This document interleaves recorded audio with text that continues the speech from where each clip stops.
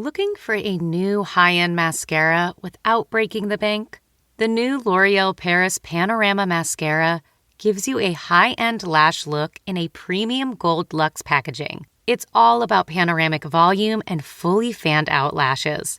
With its tapered brush, the new Panorama Mascara catches every single lash, giving you the false lash look without any of the hassle. Say goodbye to clumps and flakes, because this mascara is specially formulated to resist them all day with up to 24-hour wear. And the best part? It performs better than Luxe mascaras at only a fraction of the cost. You can buy Panorama Mascara on Amazon today. Okay, it's time to commit. 2024 is the year for prioritizing yourself. Begin your new smile journey with Byte, and you could start seeing results in just 2 to 3 weeks. Just order your at-home impression kit today for only $14.95 at Byte.com. Byte Clear aligners are doctor-directed and delivered to your door. Treatment costs thousands less than braces. Plus, they offer financing options, accept eligible insurance, and you can pay with your HSA FSA. Get 80% off your impression kit when you use code WONDERY at Byte.com. That's BYTE.com. Start your confidence journey today with Byte. You better not have no plans tonight. Movie time and it's feeling right. You're looking for a love that lasts. You'll find it at Romancing the Podcast. Ooh, baby, you had me at hello. Ooh, I love you. I know. Ooh, baby, you're the wind beneath my wings. Ooh, I'll have what she's having.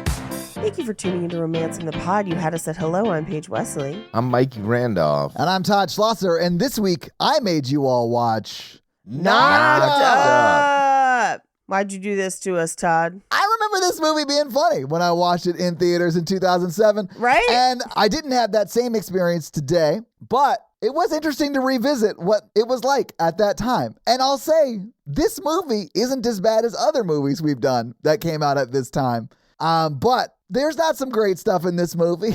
Sure. I from like a language and crassness perspective, yes, we have done worse movies. Yeah. I feel like this movie is attempting one thing, and unfortunately we get something very, very different. And from the interpersonal relationships and the way they treat the women in their movie, it bothers me almost as much as it did the first time I saw it. So yeah, which is funny to me. Like, that's Judd Apatow's wife. I know. Like, at this time, that's his wife. Yeah. And he like makes her this like terrible person. Fucking villain for trying to be a good mom. I know. Well, and also like want her husband to spend time with her. They are not communicating well. I know, Mikey. I know what you're going to say, and you're not necessarily wrong, but they are not a great couple. I actually have more of a problem with the way they depict Katherine Heigl. I think they try to villainize her is the problem. I think they do a decent job of realistically showing that couple, that fights all the time, and you're like, that maybe should not be together, or at minimum really needs therapy. Yes, they nail it. I kind of dig that side story because it hits close to home where I'm like, oh yeah, I know this couple, where it's like, I have to just lie to her about going to baseball, because she won't even let me have a hobby, and I'm like, that seems really unhealthy and weird. Yeah, I mean and it's one of those things where it's like he doesn't have a problem with her knowing, but he feels like he can't bring it up because if he does, she'll yell at him. And I was like, see, there's the root of the problem. They cannot communicate to each other. But then at the same time, I'm like, but she's also doing everything. Yeah. So like, I understand her being like, I need some fucking help, man. Like, I get that. Yeah, same. But I also understand fully, just as a person who occasionally needs to be alone, like just being like, yeah, I need a fucking break. Like, I just need to not be here for my brain. But because they can't communicate that to each other, it's just toxic and bad the whole time. It's real rough. I could definitely tell that they like base this off of real people because of like how realistic these are like 10-year-old problems that have gone on for so, like when she tells her sister like, you just nitpick them to death until they can't be happy without you or whatnot. I was like, Yeah. wow. When she says the quiet part out loud, yeah, that was wild to hear. Oh my God. He has his own issues. Like, Oh yeah, Paul Rudd's not a great guy either. No. him avoiding his family and like, talking about how he gave up his dreams. And I'm like, you guys made those choices. Like, this is your dream. Like, oh. Also, he's a well-paid record like label executive. What other dream do you have? What dream did he fucking give up on, Paul Rudd? I have to imagine that maybe he was in a band or something. But here's idiot would waste their 20s in a band. No, you know what? I'll get to it in just a second. Finish what we're talking about with this couple because I have like a thesis statement about the way they treat Katherine Heigl in this movie. I'll say this: I love that at the end of this movie, they're not necessarily together. Like I hope they stay apart. Me too. I realize we don't really do this anymore, even though I think we should bring it back. And that is are they still together? Are they still together? And no, I think at the end of this movie, they're not. I don't think the movie is necessarily saying they could or should be. Yeah. But it does sort of leave it open. But in the shots of the baby growing up we get during the credits, they're not wearing wedding rings. So in my mind, they're just great co-parents. And Katherine Heigl's hooking up with Adam Scott, the nurse from when she gave birth. I mean, I don't necessarily need them together, but I don't know that Katherine Heigl and Seth Rogen should be together other than to be co-parents. I do know they should not be together. Yeah. Like, he never gets a job. He never becomes something that's not. He does get a job. Yeah, he does gets get a job in in a an new apartment. He apartment. gets a real job. I guess Yeah. that's true. Yeah. In the but- last 10 minutes of the movie, because this movie wants to give him an award for the minimum. I know. Sure. Literally the minimum. But Paige, why would they set a threshold if it wasn't good enough? It's still good enough, even if it's the minimum. This is what I tell my boss. If it's the minimum, it's good enough to get by. It's fine. That press release is going to be great. Trust me. For an actual job, sure. Oh, you mean it's like I made a 90, you made a 99, but we're still A students together? Exactly. Mm-hmm. Yeah. Yeah.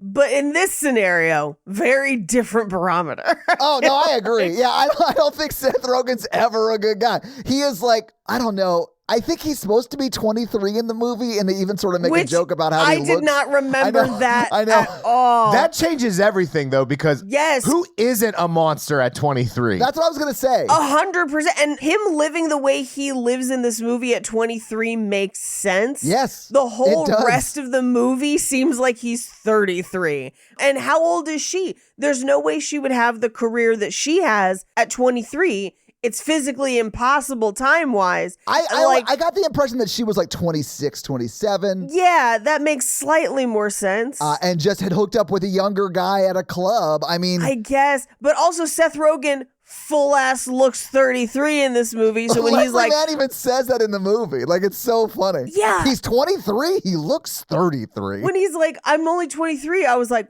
what? Yeah. Like, that changes this whole movie, but still. It really changes it to make it better for me of a like, little bit, yes. I think more believable at least. Yes, Because like yes. at 23, I was doing stupid shit, but like it's unbelievable to me that they would not have already known what Mr. Skin was. I'll just say that. Yeah, that's crazy. and if they would have given her a normal 23-year-old career, I think the movie would work much better. Ooh, Like if okay. she was a barista at Starbucks in her final year getting her master's in psychology or some shit. Or like in grad school or Yeah, something, yeah, because yeah. it positions her as like successful professional who's a grown up, and like Yes. and him as a slob, and then like I'm like, why would they even get together? But if they're both 23 and figuring it out, Right. it becomes more of like an adult. What's the Diablo Cody movie? Jennifer's Body. Oh, Juno. No, It would Juno. become more of like an Yes. adult Juno, of like Yeah. we're keeping the baby and like we're gonna. But I mean, Of course. I guess that makes sense because like the generations above us like grew up, and I guess it does kind of taking a kid to like be like, okay, I can't be selfish and stupid anymore. But here's the problem, though. Enter my thesis statement about Katherine Heigl's treatment in this fucking movie. They don't give her anything. We don't know anything about her. We don't even get her voicing why she wants to keep the baby. We get everyone else telling her what they think she should do. We never find out why she wants to keep it. And in fact, the only thing that really makes any kind of sense in this movie is if they were 30 or 35 and she's like, I maybe never thought this was something that would happen in my lifetime. And then the heartbeat happened and it felt real. And I was like, I probably won't get another chance at this, so I'm going to do it. that's the only thing that character-wise makes sense for me. So for her to be 23 or even 26 or 7 makes no fucking sense. People keep babies. I mean, Yeah, that sounds crazy to me, what you just said. No. That's not what I'm saying. I'm not saying it's crazy for her to keep the baby. I'm saying she gives us no rationale. We don't get her point of view. Oh, yeah, I agree with that completely, Paige. Yeah, 100%. Oh, yeah. The movie, I mean, you could tell it's like a movie of its time because it's like, okay, we're making a comedy. We don't want to have like a political movie. So it's like, we just are not even going to talk about And it. they only make jokes about it. That's why they don't even say it. They say smearsmortion because they don't even want to say it in a movie. I like that they made a joke of that. Instead of fumbling it, they're just like, let's ignore it. I don't think I could do it well. Yeah. But in doing that, she never gets any voice in the decision. I mean, we see her make the decision, but not the rationale behind that. Yeah, she never explains it. Yeah. Because she calls him and says she's going to do it. yeah, but we never, you're right. We don't know why, because we don't know anything else about her. Literally, we know her job. Yep. That's it. I was so glad you brought this up because I wrote in my notes, I was like, it's crazy to have a movie from the male perspective that hardcore follows the female lead in this like pregnancy, are they going to be together or not sort of rom-com that we're watching. It's honestly interesting to see it. And I struggle with that in this. I don't like this movie at all. In fact, I hope to never watch it again. However, in watching it, I'm like, they are giving this from his perspective. Yeah. Which is a valid, interesting perspective of this experience. To see it through a guy who is probably too young, probably shouldn't be doing this. What does he do? And honestly, too optimistic about what it will be. And because he's young and stupid. Because he's an idiot. Yeah, he doesn't know. Right. Yeah. And that's not a bad thing to tell that story. No, I like that. That is an interesting perspective. However, in doing that, the choices they make in this movie completely disregard both of their female leads completely. So like, we don't know any of Katherine Heigl's hobbies. We don't know what she did growing up. We don't know any of her emotions. We know her job, and we know that she lives in the pool house of her sister's house. How did that even happen, right? We don't know anything else about her, and we know 500 jokes about Martin Starr's beard. And don't get me wrong, I fucking loved every one of those. Me too. I love it when they're making fun of Martin Starr, even though this movie could be cut by 30 minutes, and that is a lot of it. But the fact that you have a movie about a guy and a girl having one of the most stressful, crazy situations ever and having to work through it together, and we get none of the girl, that's fucking madness. And it's a huge disservice to her character. At least give her more weight so she's a person. And so as a woman watching this movie, and I remember feeling that way when I watched it the first time and feeling it worse when I watched it this time, I feel like this is a man telling me what pregnancy is like, and I fucking hate every second of it. And showing you the birth. Ugh. Yeah. The birth in the grossest way, in a way that doesn't look realistic, because of course, she has a full bikini wax right before labor. So stupid. But this movie made a lot of money and was really big at the time. It did. It was. And women liked it. It's a really weird time capsule of early 2000s. It is. It baffles me because I know a lot of women who hate this movie, like I do, and for the same reasons. I bet a lot of women going back and watching it now would hate probably it. don't like it even if they liked it then. I Sure. think that you can change your opinion about a movie because you got better as a person. Of course. I did not catch the first time that he was 23. Yeah. And catching that this time, for me, changes a lot of like, I think this movie is trying to do one thing, but because of who's writing it and who's directing it, it skews so far that way. It doesn't even, I don't think this movie even realizes how badly it treats its female characters. I think the movie is just like, this is what happened. This is the story. And it's like, do you not see? It's like, I had to give script notes to somebody the other day. And I was like, hey, as a woman, no woman would do this. This is fucking terrifying. And they were like, well, you are the first woman to read it. And it was the 6th round of revisions. Have women read your scripts, people. Like, damn it. I don't think it's intentionally mean. I just think it's one-sided. I mean, it absolutely is one-sided, which is like fine if you're only following like the guy's perspective. If it was based based on his like autobiography of like his time. That Sure. I mean, it's completely Seth Rogen's perspective, pretty much. Yeah, but we also like hardcore just follow Katherine Heigl. Like she's in every scene. Yeah. Like it's her movie more or less.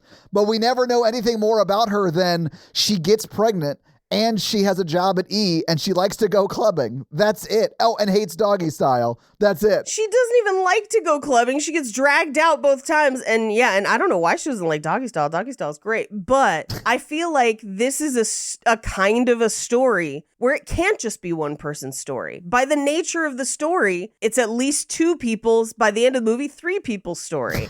And the fact that they can't recognize why that's a flaw of this movie is baffling to me. I don't know that they don't realize that now, but they certainly didn't realize that when they were Didn't making the realize it movie. then. I mean, it's Judd Yes. Apatow, who like was very popular at the time, and I think this Sure. was on the come up of that like meteoric rise he had around this time. Yeah. But man, Well, this is also after Superbad, and so I Yes. think he has the not editor problem. Because I also think all Judd Apatow movies are 20 to 30 minutes too long. this one's longer than that. Too long, honestly. Yeah, it's paced real bad. It is. But like, I think it's because he was already famous, and so nobody was going to tell him to cut stuff out. That makes sense. It's unfortunate, honestly, but the B plot in this movie is focused on so much. Like the director, writer of it has to be married to the like star of that B plot, which is Leslie Mann. Oh, yeah. Like there's so much of her and Paul Rudd that he had to give them their own movie. Right. And here's the other thing. It's like, that's Katherine Heigl's sister. Yeah. And we get one sentence from her later of like, I just don't want to end up like them. And I'm like, okay, this is a feeling rooted in some shit that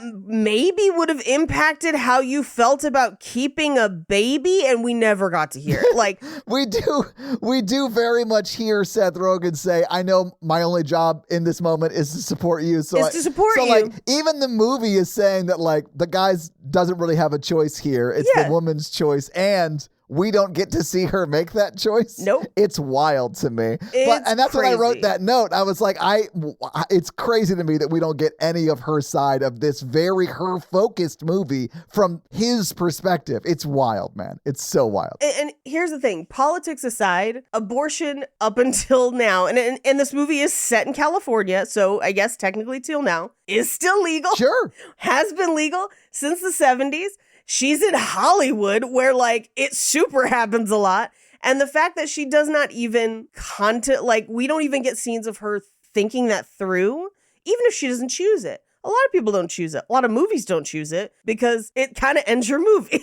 But like the fact that we don't even get her contemplating it, just other people deciding around her, to me spoke volumes to someone who's never had to make that choice. You could have done it if they didn't want to focus on it. You could have just had a couple of throwaway lines of like, I've always told myself that I wanted a baby and I can't imagine giving this up or whatever. Yeah. And then it would be done. Juno does it so well. And by the way, Juno is only a year or two after this. Juno is almost this same time. And in Juno, she goes to the clinic and like sits in the lobby and is just like, I couldn't do it. Like she gets kind of talked out of it because it is kind of one of those clinics that tries to talk you out of it, you know, one of those. But even still, she's like, I just couldn't do it. I was sitting there and for me, I couldn't. So I'm doing something else.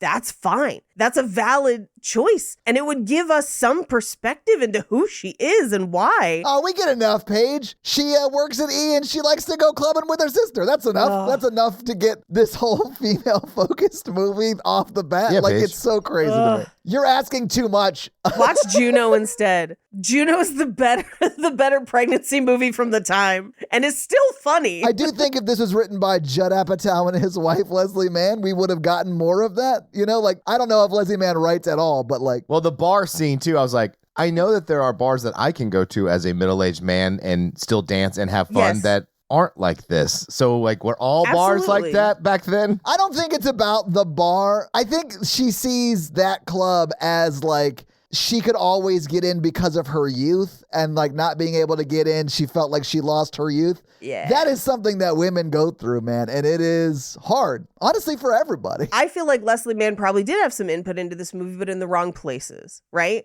Because I feel like this movie does a lot of stuff around what pregnancy is like and like pregnancy cravings and like all the books you read and the preparation process. and how alien that seems to someone that society doesn't expect to participate. Yeah. Which I think is what this movie is trying to get at. And that is a very valid, interesting thing to talk about. And I think they have a lot of interesting perspective there. But it ends up being like, why do you expect me to do all this fucking work? Because it's a fucking baby. Like, what are you talking about? Like, it rings weirder because it has that information. I think that this movie sat in a time where, like, I remember guys loved this movie, and I think it's because, like, Seth Rogen is like this fuck up, like nobody, not doing anything except for getting high character. And the movie treats him like, man, isn't he just like a good, sweet dude who like, and he doesn't treat her poorly. I don't mean sweet as in like that. Like, it's just like he does nothing until like the last 3 seconds of the movie, and we're supposed to like him. Yeah, that should have been a 30-minute montage. Yeah. Yeah. I have some rage about the way the condom thing goes down in the beginning that I think makes him maybe not a good dude, which makes it worse for me. So that is an interesting, like, well, we'll talk about it. I think maybe we should just go through the movie. It's so long that we have to go through it because like the B plot is like 45 fucking minutes of this movie and we need none of it. Well, except that I think the B plot's the stronger story. It's the better movie for sure. It's called This Is 40. Movie. Yes. Right. And it's like, I don't love how it treats Leslie Mann, but I also feel like it's a better depiction of systems, as Mikey would call it, of like, they are both behaving in ways that make themselves and the other people unhappy, and they should go to therapy about it. Oh, man. They definitely need therapy. Yeah? And, they definitely need it. Yeah. And honestly, it's very lucky that she tailed him on the night Paul Rudd wasn't cheating on her. I thought about that too, because I was like, I don't remember him cheating on her in this movie. I don't think he does. I think it's something else. But then the more I thought about it, I was like, he might still be though. Oh no, he totally is. In my mind, he totally is. He didn't go see Spider-Man 3 last Wednesday. He might have. I'm a movie alone person. I don't think he's cheating. I don't think he's cheating either. But like, we don't have definitive confirmation either way at the end of this movie, is all I'm saying. We don't. And honestly, if this was a movie just about the B plot, they would have followed him a couple nights. And they should have. Like, I feel like Leslie Mann's a detective ass bitch. No. You see, friends, codependency like this, he's not cheating yet. Yet, Mikey, it's going to happen. Yet is a good, because if they don't fix their communication issue, it's going to be a problem because they cannot communicate with each other. Mikey, it's not going to happen until he wants to blow up their relationship. Ooh. Yeah. And it is a tit for tat kind of situation here. That's why like the codependency, communication, the awful, like they're both like, they get something out of it. Like that's their norm and they like it in a way. And it's like, changing those styles is really hard and good for them. Anyway, this movie. But sorry, Paige, let's just start. I'm so sorry. No, all good. We open on credits of frat house bullshit, scored to Old Dirty Bastard. Love it. ODB. Fucking love it. Here's the thing. If this was an episode of Workaholics, love. But this movie is like, what if Adam from Workaholics that'd be more entertaining. No, Adam's great. I love come on. If Adam from Workaholics got somebody pregnant. Come on. I'm just thinking that out where it's like, he would absolutely be like, I want to be the dad. And he'd be like too into it. Oh, yeah. That'd be hilarious. Anyway, it is essentially a flop house versus Katherine Heigl's house that we just see her leave and go to work. But I think the implication is supposed to be that she's very orderly and organized with her life. She's a grown-up. Yes. But to the 15 scenes of wild frat house shit that we saw, we get 10 seconds of her preparing and leaving the house and agreeing to take the kids to school. Yeah, all we get from her is a montage of her waking up to an alarm at 7 a.m., which is LA's version of waking up early, which is fucking hilarious. It is, yeah. If we're up before 11, what are we doing? Like, I had a hair appointment at 9 the other day. I was like, girl, why? Well, she has a day job. Yeah. I mean, that's just the real of it. Like, more people in LA have day jobs than people that don't. That's all I'm saying. Right. But I'm not saying that what Seth Rogen is doing is unbelievable. Motherfucker's 23 and got a settlement, baby. He looks like a college kid. Like, he looks like a 23-year-old. In fact, finding out he's 23, which they only say in one part of the movie, makes his entire character make sense and makes me be like, bro, you guys should not be together. That's what Leslie Mann says. You could maybe not even co-parent. Yeah. I mean, I was a mess at 23, and I was living with like Me 3 too. or 4 dudes. I was living like this. Same. Not like I didn't, do as much drugs or whatever. But I mean, like, As much.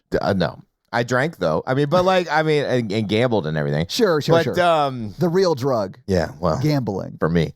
But But like, you're good at it, though. That's the problem. But if I was 23 and I got a girl pregnant, I'd be like, okay. And then we decided to keep it. I was like, okay, I gotta get my shit together. Same. I would have had that same sort of journey, even though drugs wouldn't be involved in mine either. No, it would have been such a better movie of being like, ugh. Yeah. Of him like earnestly trying and failing, I would have loved. But for 90% of this movie, he's like, why should I change? Bro, I just called you bro. He's just like getting high. He's just like getting high the whole time. Yeah. Like the whole movie, he's getting high. The last 3 minutes of the movie, he, I guess, gets a job and gets a shitty apartment, and he's a fucking hero. Like, it's insanity to me. But I get why guys liked it at the time, because they were like, look, I do better than that, babe. Yeah. Oh, God. And that is it. It's so terrible. It's But terrible. he is bargain basement bare minimum. Like, it's, oof. Katherine Heigl, I'm so glad they didn't end up together at the end of this movie. I was so glad for her. Yes. So she does take the kids to school. I do love kind of this scene that we get with the kids. I almost wish we had more of Katherine Heigl with these kids, contemplating what her life will be like in the future. Paige, this could be where we get the reasoning behind why she wants kids. Yes! Yes. 100%. Yes! She obviously loves spending time with those kids. But Natalie and I have been talking about the whole kids thing too. And one of the things she talks about is like how much she fucking loves her nieces and nephews. Like she loves them so much. I love my godson. Yeah. So like I think that could have been a great sort of, this is why I want to have kids, because I love this. When she's in the car with them, it does sort of seem like she is not loving it.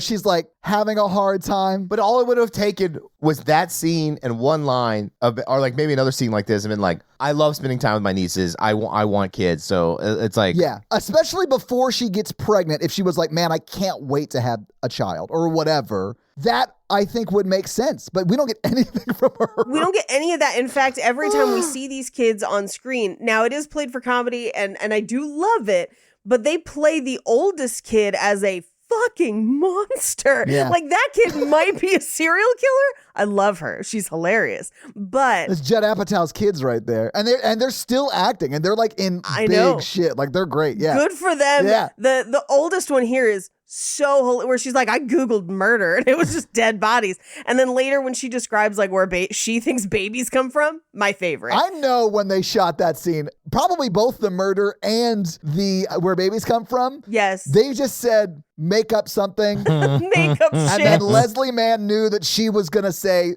that's exactly right. Oh, and it just made it so funny because that kid's just running with like legit crazy shit. Yeah, and then you take your butt falls off and you dig down into your butt and there's a little baby. And I was like, exactly right. And then Leslie Mann leans in real slow and says, that's exactly right. That's exactly right. So funny. Anyway, she takes these future serial killers to school. Paige, is she a serial killer or is she a future true crime as a podcast? child? Yeah, exactly, Paige. Exactly. And, hey, When did you first Google murder, Paige? I don't know that I've ever just Googled murder, but I've Googled other things that would concern people. Oh, I've Googled murder, but never murder. Murder. I Googled boobs. Mikey, I know you have. Every once in a while, I Google toy and bee tiles to see if there's a new one, but that's just but that's the kind of weird shit where I'm like, is it haunted? Like I was more of a ghost kid than this girl. Welcome back to Is It Haunted?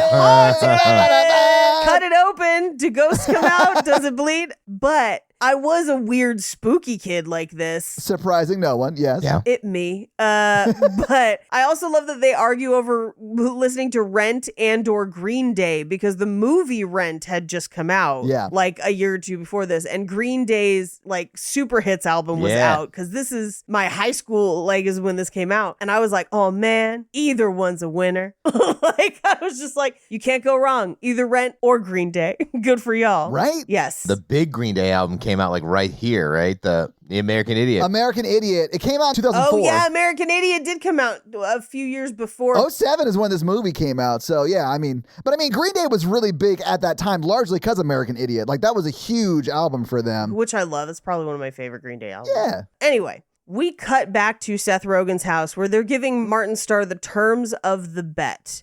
Of he can't shave, he can't do anything, he just has to grow it out, and they get to mock him the whole time. And admittedly, this is one of my favorite runners through the movie. It's good, yeah. It's effective, too, because it does show the passage of time really well. Yes, and it's one of the ones that holds up. Yeah. Where it's like, you could keep almost every single joke in the run of his beard, which is plot D. C, D. I think it's just there to keep the passage of time. Like, I wouldn't even say it's a plot point, really. Yeah. Well, but then they also have title cards that do the passage of time, too. So it's just a bonus. Oh, that's true. You could keep that in a movie today and it would still work. Sure. Very fun. But we hear their pitch for their website, which is effectively Mr. Skin, which was huge at the time, which is the website that tells you where people are nude in movies. Now, the first time I saw this, I thought that the movie was doing that movie thing of we can't use the name of a real thing. So we made up a version and their version is Flesh of the Stars. But then later in the movie, someone does bring up Mr. Skin. Which is the funniest. So funny.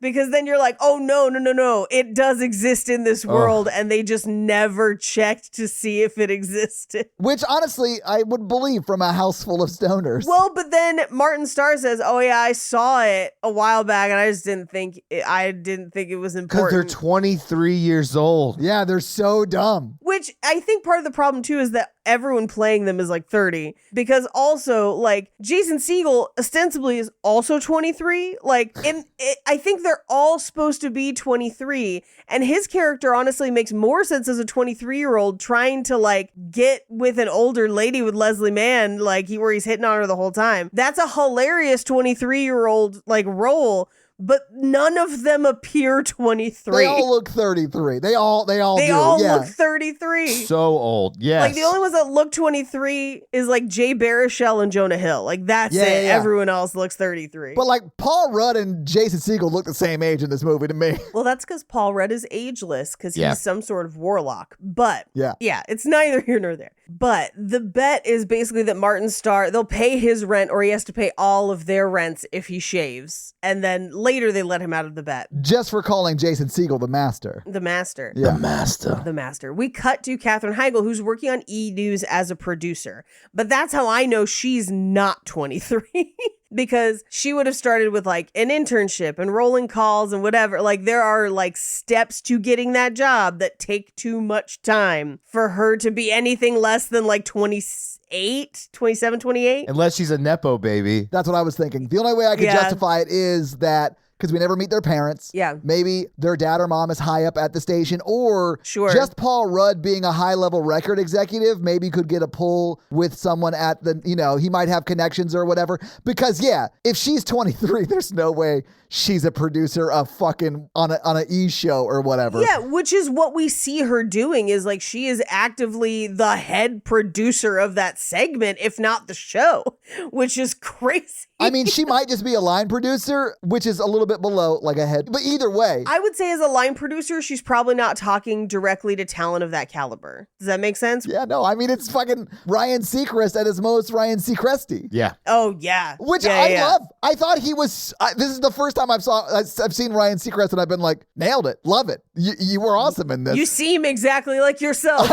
I know. And being so like fine just to be like, and he's not like wrong about anything he's yelling about necessarily, which I love. That's what I was going to say. I was like, he at the time, he was uber famous. Yes, exactly. Yes. It was so funny. He's like, I'm so worried about today's crop of talent. And he's just like listing all the things that they do wrong. It's so great. So funny. But I also think that he's funny. That's like all these, like this crop of talent, these people who are like famous for no reason. And it's like, he's only famous for this, like for hosting things. Like you could absolutely make an argument that he is also famous for no reason, which I find funny. I don't know if he's like this in real life. I hope not, because he'd be terrible to be around. But it is funny in a movie. So, like... Yeah, oh no, he does great in this movie, for sure. I thought he was great. And he's in a lot of movies at this time playing himself, too, which is kind of fun. He was super famous at the time. Yeah, like... Yeah. But this is where we kind of see her job. And then Kristen Wiig and Alan Tudyk. Tudyk. I never know how to say his last name. Tudyk. It's the way you shouldn't want to say it, but do want to say it. That's how I remember There you go. it. Yeah. Okay, cool. That's a good way to do that. They play like low-level studio execs. Like, they're still execs, but like the ones they send on errands. I love Kristen Wiig in this. Like, Kristen Wiig is so jealous of her. It's so funny. She's so unhinged. These scenes are real rough because this movie, like every movie of this time period, aggressively body shames every woman in it while leaving the men alone. Paige, this is like, I think one of those times where like, I'm sure that this is what it was like and probably still is in that industry. Yeah, like still is. I'm not saying it's good that it's in the movie. I'm just saying that like that felt very real for her job, which is gross. I'm not saying that's good. Yeah. I do think it's very real for her job, and I do think the movie is trying to play it for comedy of like, look how gross this is, and that's not wrong. I would like it better if she did not then constantly repeat those things to herself and every other woman in the movie around to themselves. Because then it's not a joke. Then you're not winking and nodding at it. Like, if you have the execs doing it and she's like, yeah, sure, I'll lose 20 pounds, and then goes and eats a donut and is like, fuck those people, great. Or like, we just never hear about it again and we only hear it from them, sure.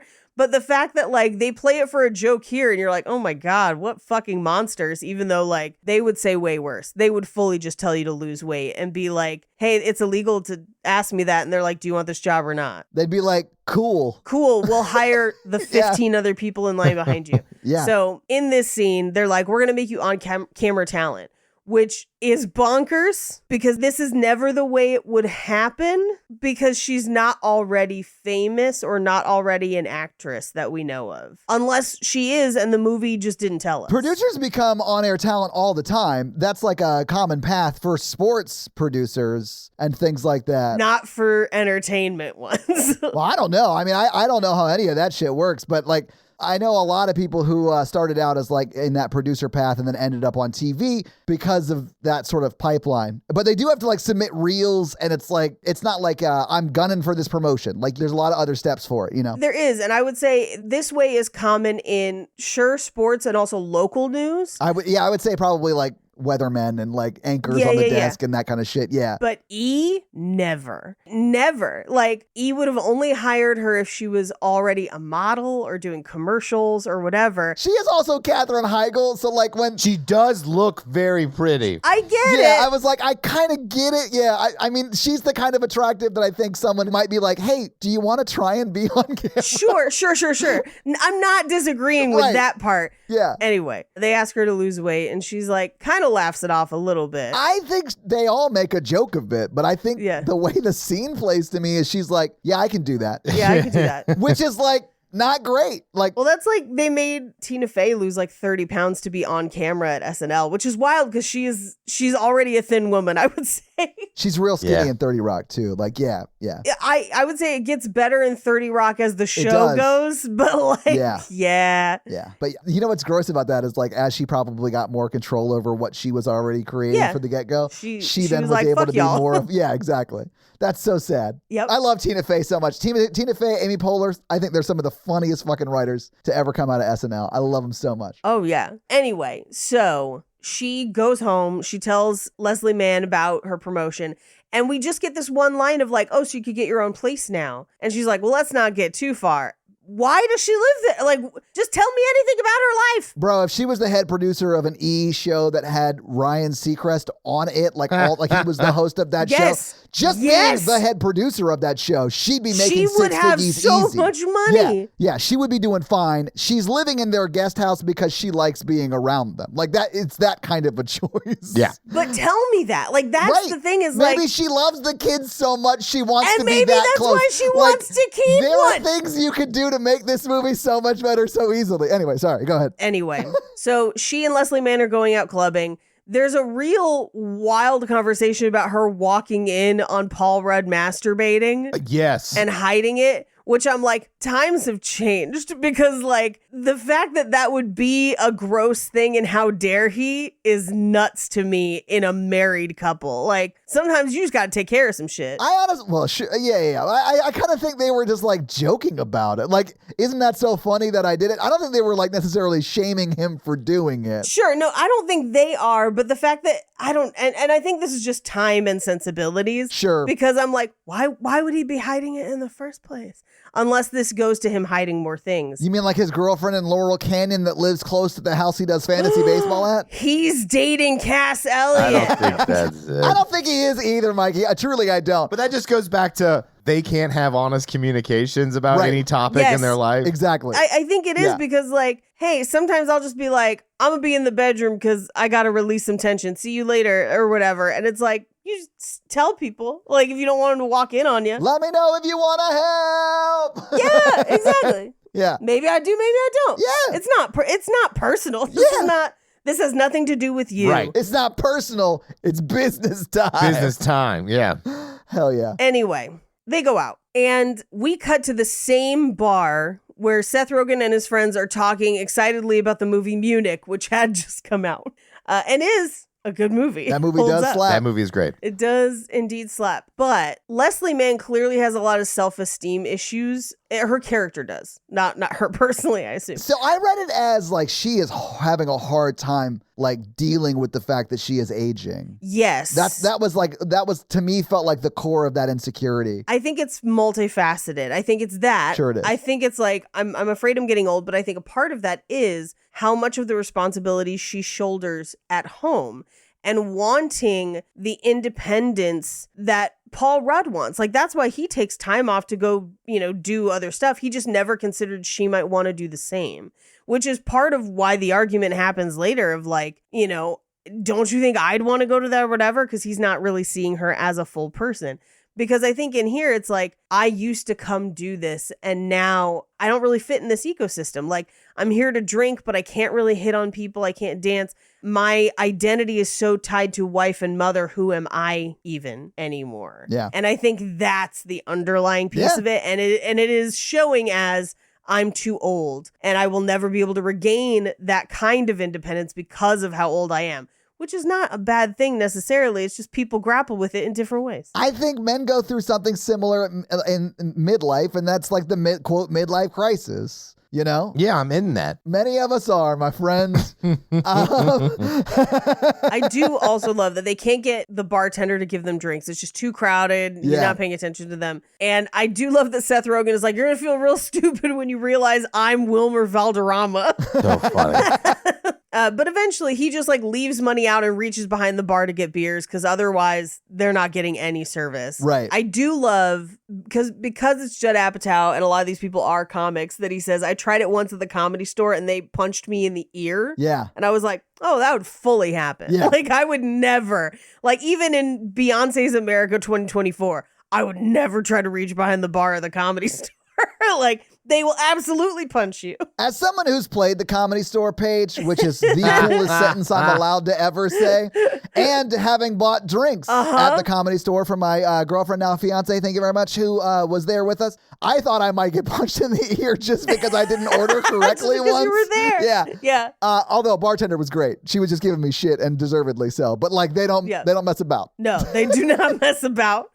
But they kind of have a moment where like he gets the beers for her and she's like, thank you. And it's one of those things where it's like the club is shitty and you commiserate with the person next to you. It's like meeting someone in line for the bathroom, like that kind of thing. But she's gorgeous. It's Katherine Heigl. And so he's like, of course. Like, oh yeah. I mean, he does have a moment with the prettiest woman he's ever seen in his life. Yeah, definitely the prettiest woman in this bar for sure. I've had a moment like this, but also like 50-50, she could have murdered him and stole his kidneys. Like that could have happened. 50-50. Honestly, thankfully, he didn't wake up in a bathtub instead of naked in her bed. Sure. 50-50 though. It really is. Could have gone either way. But he has this feeling of like, I think we had a moment. I think we got along. I think maybe I can hit on this girl. And I think it's because he's being nice and funny and kind of genuine and it's party atmosphere. She's having a good time. So he brings Jason Segel over, who goes after Leslie Mann, or Debbie, I guess is her character's name, hard. And then she has to leave because the kids might have the chicken pox. But this is, again, just like emotional labor that Paul Rudd is like, I don't know, call you to come home instead of me, their other parent, taking them to a doctor or dealing with it. Yeah. So yeah, it's one of those things where it's like weaponized incompetence. So is it that, or is he too afraid to make any decisions because she criticizes him and yells at him all the time? It could be either. So that's what I thought about. Like, Mikey. is he supposed to be the villain for weaponized incompetence? This was me, like, from my perspective now. Or Sure.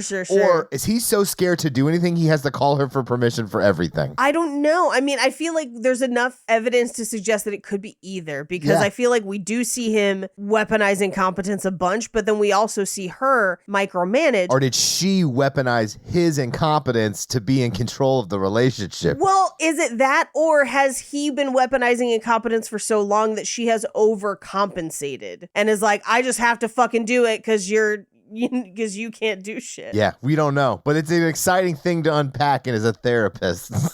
Yeah. Mikey watched this movie and he was like, B-plot, jackpot. Oh, yeah. And again, we only see this snapshot of their lives, so we don't know for sure, because I feel like it could be either one. It was just oddly, like, well written, of like, someone's really been in an unhealthy relationship. This feels like too realistic compared to the rest of the film. Yeah. But anyway, she goes home and she leaves Katherine Heigl there with Seth Rogen. They have a good time. They laugh, they dance, whatever. They get back to her pool house and they're hooking up. And then she's like, do you have a condom? And he's like, yes. And he goes and can't seem to get it on. And she says, just do it already, which I would interpret as hurry up and put the condom on. But he takes that to mean no condom without confirming that with her. And I think there's a pretty big problem there. I would not have gotten in, as it were, without one. Absolutely not. Like, I don't care if you don't want one. Yeah. Honestly, I'm surprised that it's not as worse than this. I thought it was gonna. Like, I was like, I don't remember how exactly this is said or how this happens, but I was like, there's no way that this doesn't come off as completely terrible. It's passed off like a misunderstanding. The movie plays it like a misunderstanding, but it is basically stealthing. It's not really a misunderstanding. I think it's called sheathing, Paige. Is it sheathing? Is that what it's called? Yeah. I don't know, because, like, condom. Is stealthing when you pull it off in the middle? I don't. Anyway, but, like, he proceeds without contraception when that was not agreed upon between them explicitly. I would say that she sees him getting the condom. She knows he's putting it on. And what she says is not, don't worry about it, let's just go. She says, hurry up, or like, let's just do it, or whatever. Just do it already. Which to me was like, get the condom on. How many times have you put a condom on? Why is this taking you so long? Yeah, 100%. And they get up the next morning. They go to have breakfast at Swingers, noted Los Angeles breakfast eatery. He's like, why are you up at 7:30? And she's like, I have a fucking job. Like, do you have a place you should be going? It's got to be a nightmare for her. Yeah. For her to realize what she did the night before. Like, at the end of this, when she ends the breakfast and he is everything she doesn't want in a partner, she has to be like, oh, thank God I dodged a bullet. I got to get out of here. Well, and he's like insulting her job, and like he doesn't have a phone. Yeah, like he's We've all been someone's nightmare before. Oh, yeah. Honestly, best night of my life. Which we find out as he's in that video, he's like, this is the best night of my life. So funny. On her BlackBerry or Treo or whatever it is. It was a Palm Trio, I believe. Palm Trio? I don't know. She leaves the restaurant, and I feel like her inner monologue is like, thank God we used a condom. Oh, 100%. Yes, I do think the movie telegraphs that. The movie can't put that there. They can't audibly say it because then it does make him a villain. Right. And like, I would argue he still is. But anyway, we cut to 8 weeks later and she's interviewing James Franco and barfing because she is pregnant. Yes. And is consistently sick. There's this scene with Bill Hader where he's like, you look like you just realized you might be pregnant, which this sounds terrible. Maybe she is because she's like, oh shit, I don't remember the last time I had my period, which is something that she says later. To her sister, yeah. To her sister. But also it's like, my first inclination would be like, we used a condom. So like, I probably have the flu. I'd get that checked first. Well, I mean, she does in that moment. Like, you have to have sex to get pregnant. And I think when she started saying that, she was like, having had unprotected sex. Yeah. And then she's like, but wait. And then that's when he actually, so like they have this conversation where they're going over the footage of her throwing up because he's her editor. Yeah. Right. And so like as she's having this realization, he like calls a buddy and it's like, hey, guess what? I don't know, man. It looks like she is just not realizing she's pregnant. It's a very funny scene that would probably be a little bit of a nightmare for her. Oh, yeah. And essentially she, goes home and tells her sister and she's like, I don't know. I've been stressed at work. So I have missed one, which like not everyone's bodies do that. I am a person whose body do that, where when I reach a certain stress level, that's one of the first things to go. And so, I fully understand the like, Yeah. But they take a ton of pregnancy tests and drink a bunch of Sobe, and it made me miss Sobe. Toby was good. What happened to them? Sobe's so good. I don't know. I think you can still get it. It's just hard to find. I do love that she reads off all the different pregnancy test indicators, and she's like, oh, a smiley face. Oh, wait, I think that's bad. Oh, wait, no, that's bad for That's you. bad, Sorry. yeah. Yeah. That's bad. And then she's like, well, these can't all be positive. She pees on one, but then picks the wrong one. It's like, oh, God. I thought I was pregnant. That would suck. Oh my God. And it's That like, shit was so funny to me because it's like cutting over to Katherine Heigl, who was like devastated in the moment.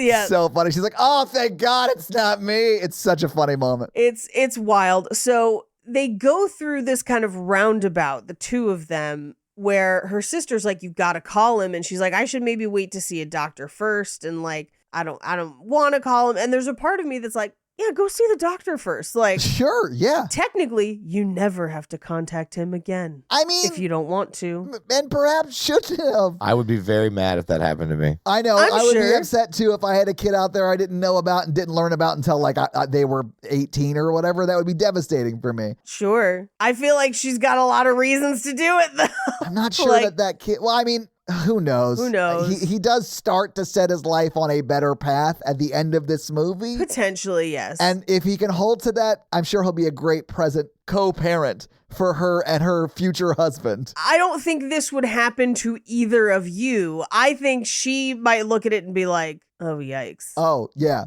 I assume Natalie says that every time she wakes up.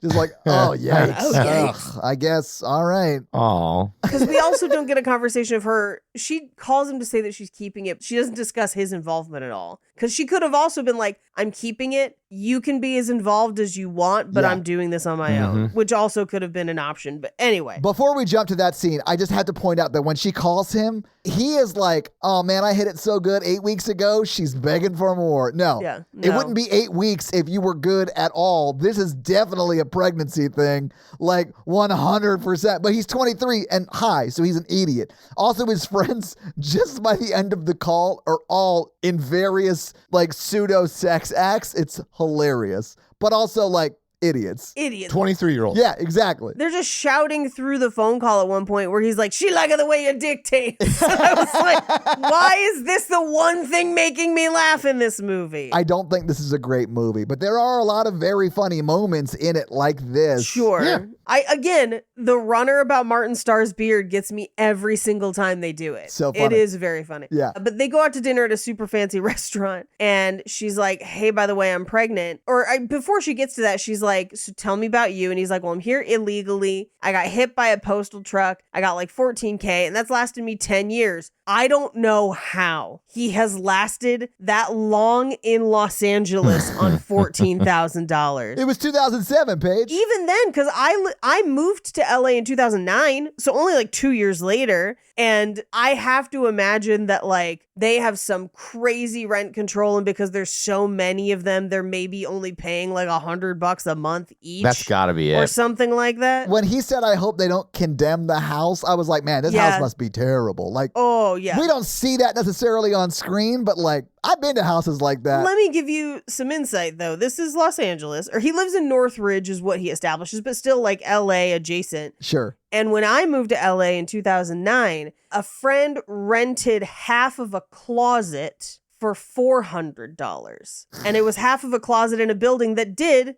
get condemned. Yeah. So like I'm thinking that the only way this works is that they have somehow inherited the rental of this home through friends of a friend of a friend of a friend or whatever, and are splitting it so many different ways that it's cheap enough for them to manage. But even then, $14,000 for 10 years, that's crazy. I think his dad's slipping money into his account. I think he's just an 100%. idiot. Yeah. But he's also 23, so it can't have been 10 years. I love Harold Ramis. Yeah. Completely and thoroughly. And I thought his character Same. was just really fun of just like, you're an idiot. Yeah. I'm not going to say it in those terms, Yeah. but I know as an adult that you're a fucking idiot. I would have loved more of Harold Ramis in this Me movie too. as Me too. that kind of a character of like, look, I didn't have it all figured out, but you have to try. Because that, I think, is the piece that's missing, is that he doesn't really try until late in the movie, Right. even though Harold Ramis has given him these kind of like, hey, I had to figure it out too. And like, it'll be okay. You'll figure it out. But like, You got to start figuring it out. Absolutely. anyway, but so she then reveals that she's pregnant. And this is where they have a conversation of like, he blames her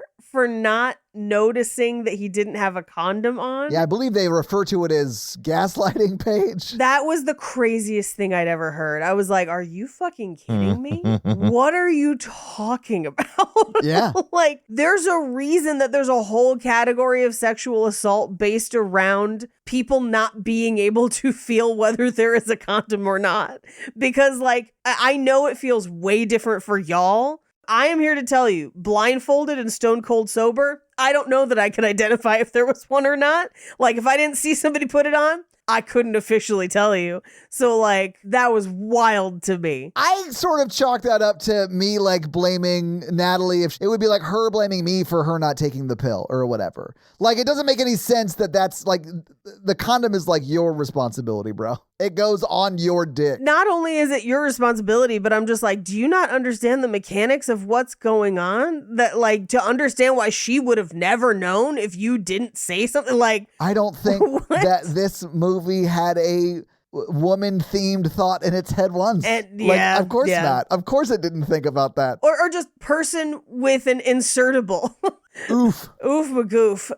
But so he decides to go to the doctor with her, and she goes to her sister's gynecologist, who comments very inappropriately about a family resemblance, which is Bro, they're so many of the gynecologists are terrible, and they end up with someone I love, but who was also fucking terrible on the day. well, they don't because he's their backup, but they also Well, no, he's the one that delivers birth. yeah, but he wasn't the one they chose. He's the one that they I like. know. On the day, that's the guy they end up with. Yeah. and he is like a nightmare. Yeah. I mean, I love him as an actor. I think he's hilarious and an actual doctor. He just doesn't have good bedside manner. He's probably a good doctor. No, he's terrible. Yeah, that's what I was saying. I was like, I think he's probably a fantastic doctor with terrible bedside manner.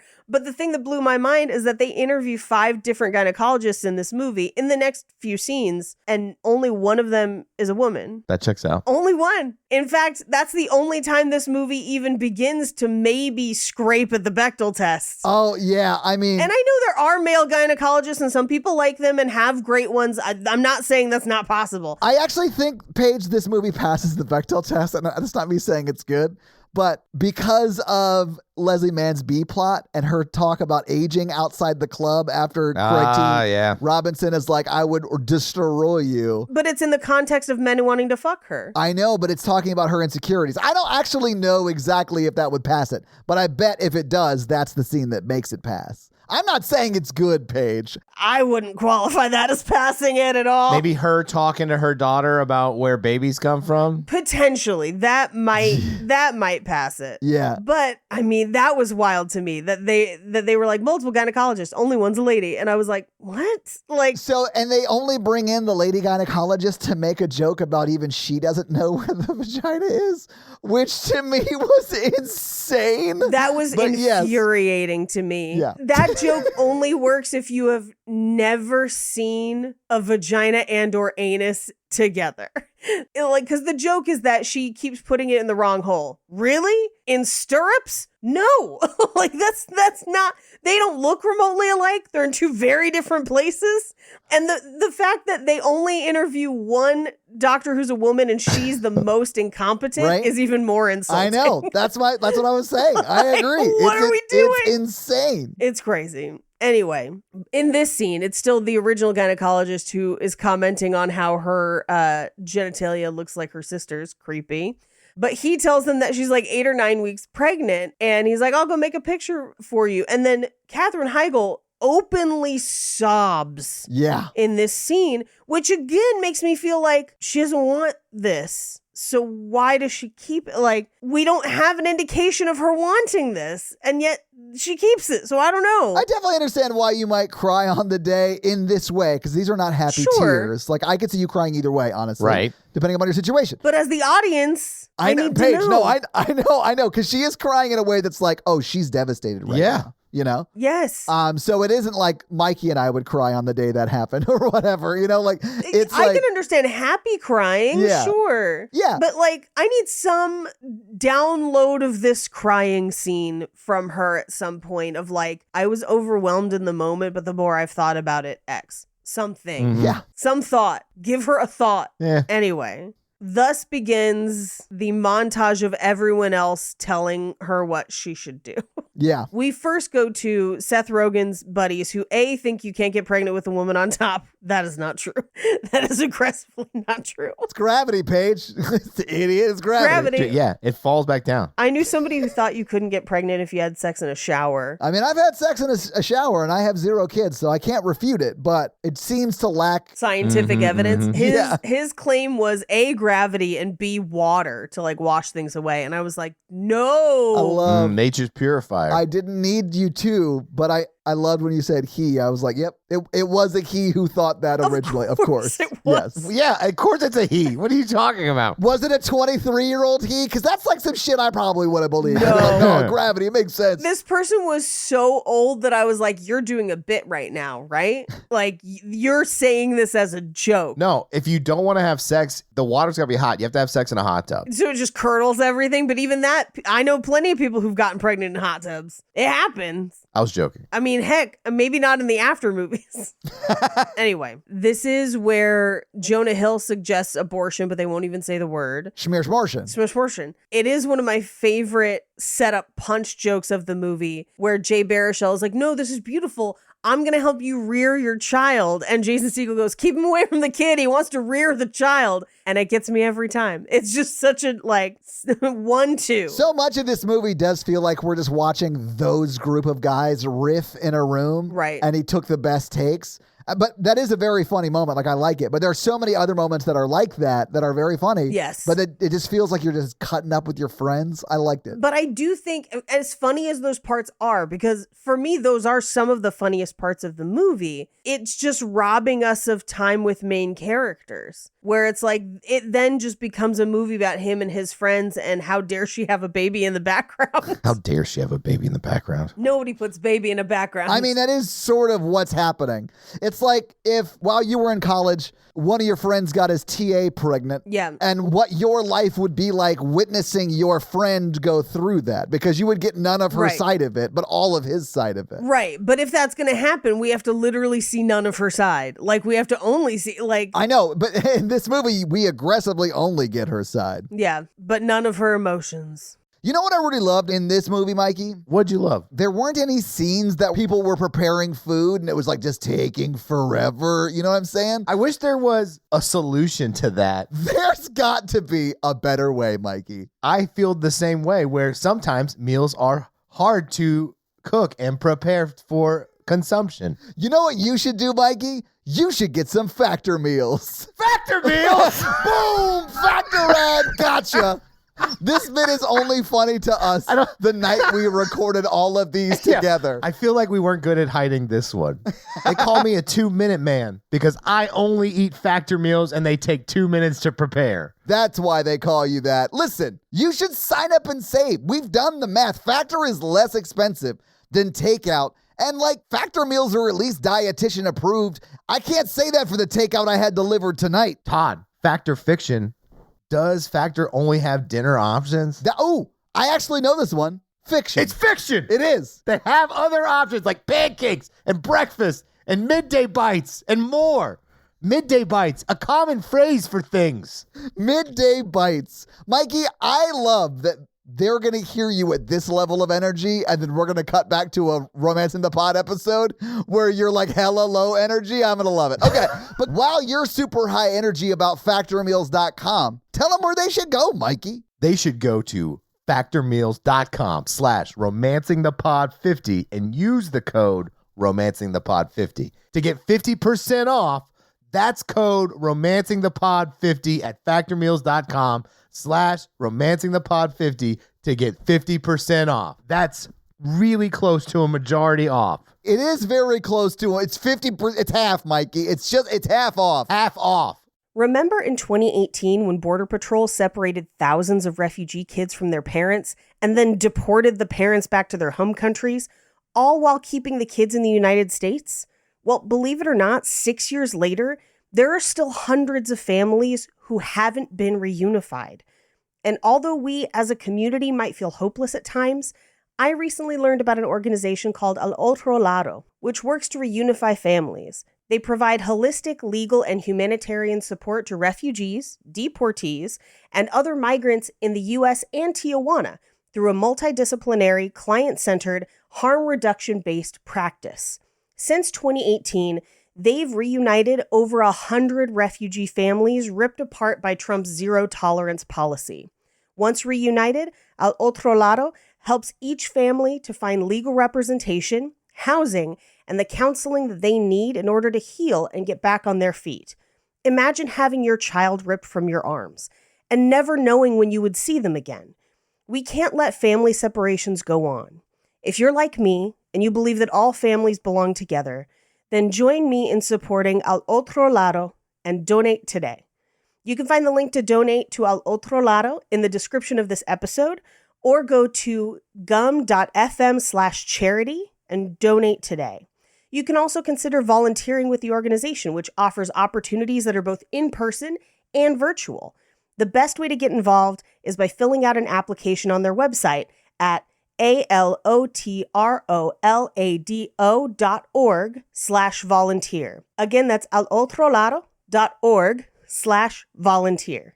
Anyway, we cut from that to Katherine Heigl talking to her mom, and her mom says one of the most offensive things I've ever heard It's terrible. in this movie. Yeah. Where she's like, just remember your stepsister got pregnant and then got it taken care of, and now she has a real baby. And I'm like, oh my God. Yeah. What?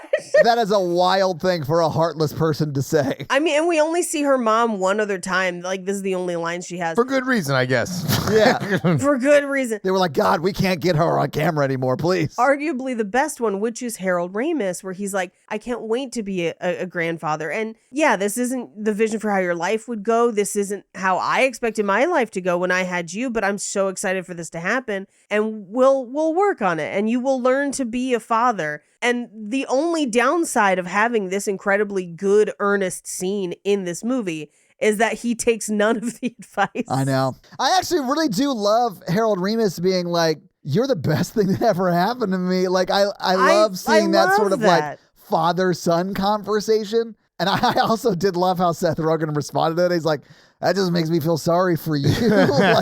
like, cause I'm a fuck up, you know? And he is. He is. Yeah. I feel like those scenes with Harold Ramis are some of my favorite parts of this movie. And I would keep them in any iteration of this movie. But what I want Seth Rogen to then leave those scenes and try his best, even if he fails. I think that should be what makes him try. Yes. But if that's the case, then this movie is just him getting ready to be a dad and be a partner and that kind of stuff. And then if he goes on that journey, this whole rest of the movie, I want them to be together. Yes. But like at the end of this movie, he's done nothing to like better himself except for the last like 10 minutes. It's almost nothing of the movie. I feel like it would even be different if he's trying to better himself and still fails because he's a 23-year-old fuck up. Like, if we saw him actively trying, because the only thing we see him do, because we get through the next few scenes are kind of a little montage of like, they go on like a real date, and then like, you know, she meets his friends and is just like, oh no. And then he's playing with the kids and falls off the trampoline, and they go shopping for the baby books. And the fact that he doesn't read those fucking baby books, I swear, on all that is holy. Paige, even that bag is in mint condition when she finds it months later. Oh. Yes. That bag was put there the night they bought those books and has never been touched since. Yeah, and here's the thing, if you need to audiobook it, do it. But like, I need to know that you have that information. It's vital medical information. We do see that at the end of the movie that he did read the books. I would have to audiobook it. Sure. Just because, I can't read. That's why they exist. That's I know. but that's an option. We do cut to Paul Rudd and Leslie Mann where he's like, do you want to have sex? And she's like, oh, I'm so constipated. Do you still want to? And he's like, well, now. All in. A very real marriage conversation there where you're just like, I feel terrible. I think I have food poisoning, but like, I can figure it out. And you're like, no, I'm good. Yeah. Rest, please. Yeah. But this is also where we kind of find out that they got married because she got pregnant and maybe got married sooner than they should have, or didn't date as long as they should have because they were kind of thrust in this same situation. This is where they've ended up. Yeah. But we cut to them making out and he's like, hey, we don't have to use a condom. And she just stares daggers. And I'm like, bro, if I were you, I would never fucking bring the condom thing up ever again. Yeah, that's not a winning argument. No. And the fact that he like asks her for a BJ and she's like, can you not? I'm just trying to get to know you. I'm like, gross. Oh, no, he literally is terrible. Like, he's a terrible dude. It would have been a good moment for her to like have a real conversation with him here. Yeah. She almost gets there, but it was like, Yeah. Can you stop talking like that? I've been like, hey, we're having a kid. You need to grow the fuck up. Yeah. And I'm trying to get to know you. So like, you got to take this fucking serious or like you're out. Right. But he's just like, I mean, we could like take advantage of your situation and like, I could throw one in you real quick. I mean, I don't know. It's like, I real felt so gross. bad for her in this scene. Well, they're just not there yet. If you had gone on like 3 good dates, Right. you could make that joke and it would smash. I think it would smash. Yeah. I agree. It's context, baby. Well, and the fact that he doesn't, in his eyes, he already knows her as well as he needs to. Does that make sense? Yeah, he's in love with her because she's pretty. Yep. Yes. That is 100% of it. And she, I'm assuming, doesn't feel the same about him. No, she repeatedly tells him that. So she's like, I need to get to know you as a person to be into this. Please stop saying the worst things imaginable. But I don't think that's a deal breaker. Does that make sense? That's Where what I it's like, mean. I think she needs more emotional connection. Yeah. because she found him charming that first night. Yeah. Like, it's not a no-go. It's like, I just help me out. I think it would be a deal breaker if she wasn't pregnant with his baby. 100%. Because this is like the breakfast conversation, but forced to go on at the diner. Yes. Yeah. But I have been the benefit of women who have low standards visually, but like funny dudes. So like, Of course. I'm not going to get mad at Katherine Heigl for like dipping down in like, let's just say the numbers of ranking of hotness for someone she like connected with on a, a different level. I'm happy for her. Funny opens doors that seem impenetrable. And legs. And legs. Did you see who I just got engaged? Yeah, I mean, 100%. Yeah. Did you see who I'm married to? I know, Paige. I know. Somebody at work was like, you date out of your league. And I was like, being funny does a lot Funny for people you. do. I was Yeah. like, I was like, If someone's saying, hey, you seem to date out of your league, bitch, then that is my league. that's what what are we that's talking excellent. about? That is That's exactly what's what up. I told him. That's But then I what's went up. into, Yeah. that sounds cocky. I don't want to tell that story. But I was like, well, if it's consistent, that is my league. I mean, the nice way of saying that is like, hey, being charming and funny and treating Yeah. women or your desired sexual partners as humans does great. Well, and then nothing pisses off a dude more than telling him, you can work out all you want, but like you're still fucking not funny and no one likes you. Mikey, and it hurts me every time you say that. I think of it like applying to colleges. Oh, right? I've gotten a lot of acceptance letters, Paige. I know what you're talking Right? about. Yeah. Yeah. Some people get amazing grades. I had okay grades, but I had great extracurriculars. Ooh. Some of us get in on personality, and like that's what's up. And just like, hey, find out what your extracurriculars are and lean into it. I don't do well on dating apps. I do really well in the real world where I could like Yeah, same. get a reaction. Anyway, we cut to they go to breakfast with her nieces and forcing Leslie Mann and Paul Rudd to explain how people get pregnant without being married because their kids are very young. Yes. It's very funny.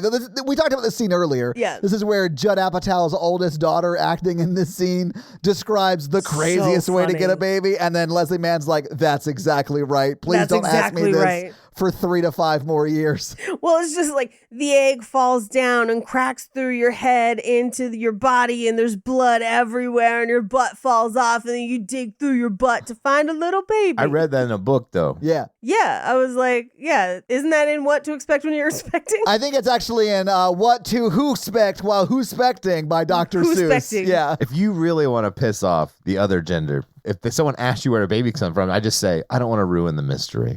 Oh, God. If someone said that to me on a date, I'd be like, check. No, I'm not. Because she can't wait to get it in. You know what I'm saying? No. She was. I mean, oh, like, my bad. Sorry. Yeah. That's the only way I'm good at de-escalation is because the first thought that pops into my head is what would absolutely escalate the situation the most, and then I work backwards from there. I love that barometer for you. You're like, oh, I know how to fuck up this hostage situation, so let's do the opposite of that. Your eyebrows are ugly. Never come for a woman's eyebrows. Whether they're tattooed or just shaped. You know they're a problem. I know that you know they're a problem. You mean if somebody has crazy eyebrows? Yes, that's what I'm talking about. Yes. Have you ever dated someone, Mikey, who had then tattooed on? No. I've never done the tattoo. I've dated someone with like, it was not a deal breaker for me. Same. It was just like a non-traditional eyebrow Situation. Listen, it was a costume design choice. He was playing Captain Hook at the time, so he had hooks in his eyebrows. I will say they have gotten way better at tattooing than they used to be. So now it's a lot less clockable. But my favorite eyebrow story is the time my sister and I were at Disneyland and we went on Splash Mountain and we ducked, and the women behind us who had drawn their eyebrows on, they had like shaved them fully off and then drawn them in place, didn't duck. And one of them lost one of her eyebrows on the ride. And then she was trying to draw it back in with a compact mirror. But here's the thing about eyebrows is that they're sisters, not twins, but you have to be able to see the other eyebrow to try and get them consistent. Oh my God. And with a compact, and because she only had the compact mirror, it wasn't big enough. So she drew it like half an inch too high. So she just looked skeptical the whole day. And she looked like she was like smelling what The Rock was about to be cooking or whatever. Yeah. And she, like, my sister and I like saw it happen. We were like, oh my God. And then she was just like, my eyebrow came off. And we were like, oh my God. Ma'am, we know. This is the best Disney trip I've ever been on. Thank you for being here. They also now a lot of brow products are waterproof. That makes sense. I assume for the same reason. Eyebrows are a thing you just like don't think about until something's wrong. You know what I'm saying? It's like yes, like elevator inspections. Do you check them every time you get in an elevator? I 100% do. I have a. I read the little certificate. Do you have a thing for elevators, Mikey? It's heights, remember? Oh, yeah. That makes sense. Heights. Glass elevators? Heights don't bother me when I'm enclosed because I'm not afraid I'm going to jump. That's what it is, heights for me. If I'm in an open height area, I'm uncomfortable. Inside an elevator, I'm all right. When I was going up the Willis Tower elevator and it like, there's a graphic that shows you how tall you are. I was just like, oh, cool. It's cool to see a visual representation of my panic attack happening in real time. Like, you're now taller than the Empire State Building, and I'm like, no, God doesn't want us this high. The Tower of Babel. I was gonna say the Tower of Babel. He's gonna slap us out of the sky. Okay, what's the weirdest eyebrow configuration you have seen? Dated or seen like in the wild? Honestly, I wouldn't even say it was like weird, quote unquote. But the girl I dated for a very short time had them tattooed on, and it wasn't like weird, but it was a choice to have it tattooed. I thought.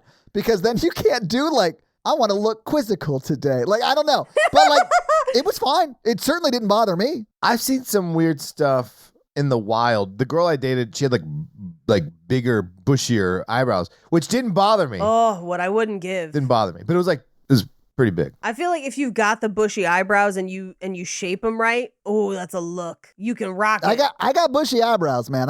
But these are what do they call eye merkins? What are these? Eye merkins. Yeah, this is a wig. These are wig brows. Yeah, Paige, yours look good. Yours are thin. We're literally just showing each other our eyebrows.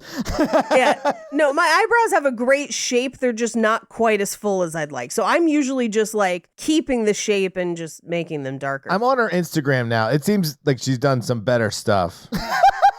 Did you bring up her Instagram? Well, I think she's doing them better now but she also got married. So coincidence? After she fixed them, she got married? I don't know. Maybe. So what was the situation when, like, how were they weird? This is only going to make me sound mean and cruel. Please go on, Mikey. I mean, it was kind of hot. It was like dating a cave person, a cave woman. She's rocking the uni? No, it was a uni. There was definitely a gap, but it was like thick and blocky. It was like Geico, but hot. You know what I'm saying? See, that's what people want now, though. Like, everyone wants those brows now. Anyway, we get the fun breakfast scene. Then we get more of like him playing with the kids. But this is where we find out that he's 23. Yeah, because we get Leslie Mann saying that joke. Yeah. And then Leslie Mann like needles like he's fat.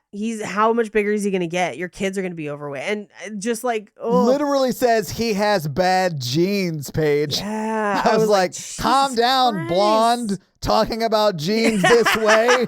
What are you going to do next? Measure heads? Come on. So funny. Jesus. I got this book on phrenology I want you to borrow, Katherine Heigl. But we cut to him and Paul Rudd in the park with the kids playing bubbles. And I do like that he and Paul Rudd kind of become friends. Me too. I think they make each other better people in a weird way. Yes, but this is kind of the first we see of it. Yeah. Then we get the revolving door of gynecologists that are all there for like one joke. And admittedly, I do think Ken Jeong is probably the best doctor of the bunch. Just with terrible bedside manner. Yeah, he's not nice to be around. No, but I also, one of my best friends works in labor and delivery, and she's been very frank of like, hey, it's nice to have a birth plan, but sometimes shit goes sideways. And the goal just becomes keep everyone safe. Get the baby out alive, keep the mother alive. Yeah. Yep. Anyway, they do meet the guy who they want to be their doctor. He's like, I don't take vacations. I will be there. I will be the guy on the day. We never see him again. I love that we legit, not even another scene with him, which he would become their gynecologist. Like he would be the doctor they go to regularly. And we just never see that relationship ever again. Yeah. At all the other appointments. Yeah, exactly. We never see them again. Exactly. Never see them again. We cut to 16 weeks, so 4 months. Right. And the costume department has clocked that she is pregnant. She's like, you've gained like 8 or 9 pounds, but it's all where your uterus is. Yeah. Like it's all right here. And she basically is like, I haven't told them. And the costume lady's like, cool, we'll put you in all black. And then your boobs are going to look amazing. And then they'll be scary big. And then they'll go down and then they'll stay down. And it's just like, oh no. I do love that the costume lady was like, we're going to hide this. And she isn't the person that sells her out.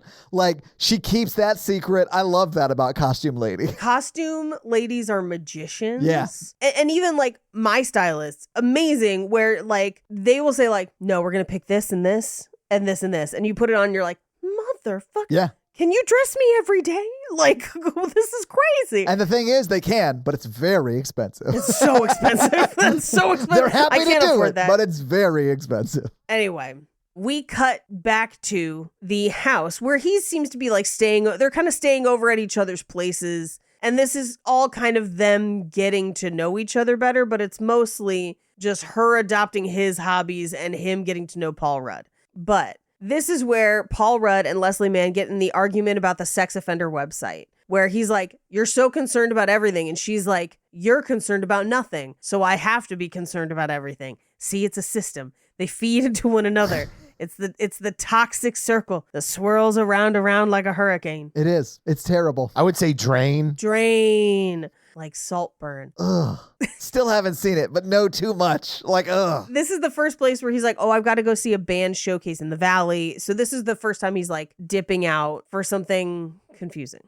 So we cut to their shopping for baby stuff, and she does not want to know the sex of the baby, and he does know. Yeah. As they're shopping, they find a crib, and Leslie Mann is like, this is the perfect crib. This is great. It's $1,400, which, by the way, is expensive, but like not in the realm of crazy for cribs. Like, it's a fancy crib. It is a very fancy crib. There are cribs that do cost that, though. Oh, I'm sure you can buy a crib that's way more expensive than that, even today. Oh, which, yeah, if yeah. you adjust that for inflation, that's like $2,100 today. Yeah. So, like, that's expensive, but, like, that's not crazy for, like, a piece of furniture like that, you know? But, like, he is like, well, I think I saw one of these behind my place last week. Let me just go snag that. We'll rub Purell on it.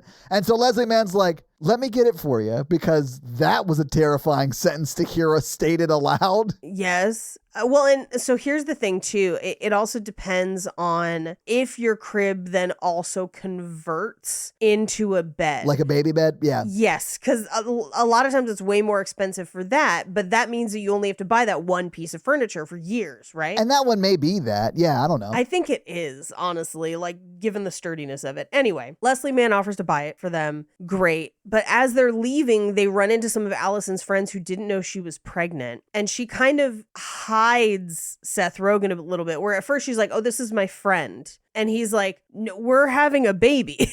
Yeah. Yeah. You called me boyfriend this morning. And so, like, this is a little weird. But he interprets this because instead of like asking her what she was feeling in that moment or why that happened, he just internalizes it, and it's like, it's because we're not married. And so, like, Because he's 23 and he's an idiot. right. So he just like is like, how much should I spend on a ring? And it's like 3 months pay. And he's like, well, I don't make anything. That's great, because I don't make any money. So I'll just spend Zero money on a money. ring. Which you come to find out, he spends exactly that amount on a ring. Right. Now, I will say his proposal is very, very sweet. Yes. Well-intentioned, if not the best plan. But this is also where they find out that Mr. Skin exists. And it destroys their quote business. Quote business, because he's talking to Paul Rudd, and Paul Rudd's like, oh, like this thing that already exists. And he's like, we wasted 14 months of our lives. And I'm so like, dumb. first of all, you only spent 14 months on the thing that you thought was going to be I spent 2 years on a pilot that I'm just now taking meetings on. Like, But if you went to your first pitch meeting and they were like, oh, someone already wrote this exact script, like, that is what this is like. It's not like writing a script of unique material. no, but I would also be kicking myself of like, why didn't I Google it? Which, unfortunately, I had to give a script note like that to somebody the other day where I was like, hey, have you sseen this other movie? Hey, have you seen Dune? Or is this just like... Oh, shit. So they can't do the site. And the rest of the guys in the house are just like, oh no, Spider-Man 3 starts in 8 minutes. Let's go. Like, they aren't taking it seriously.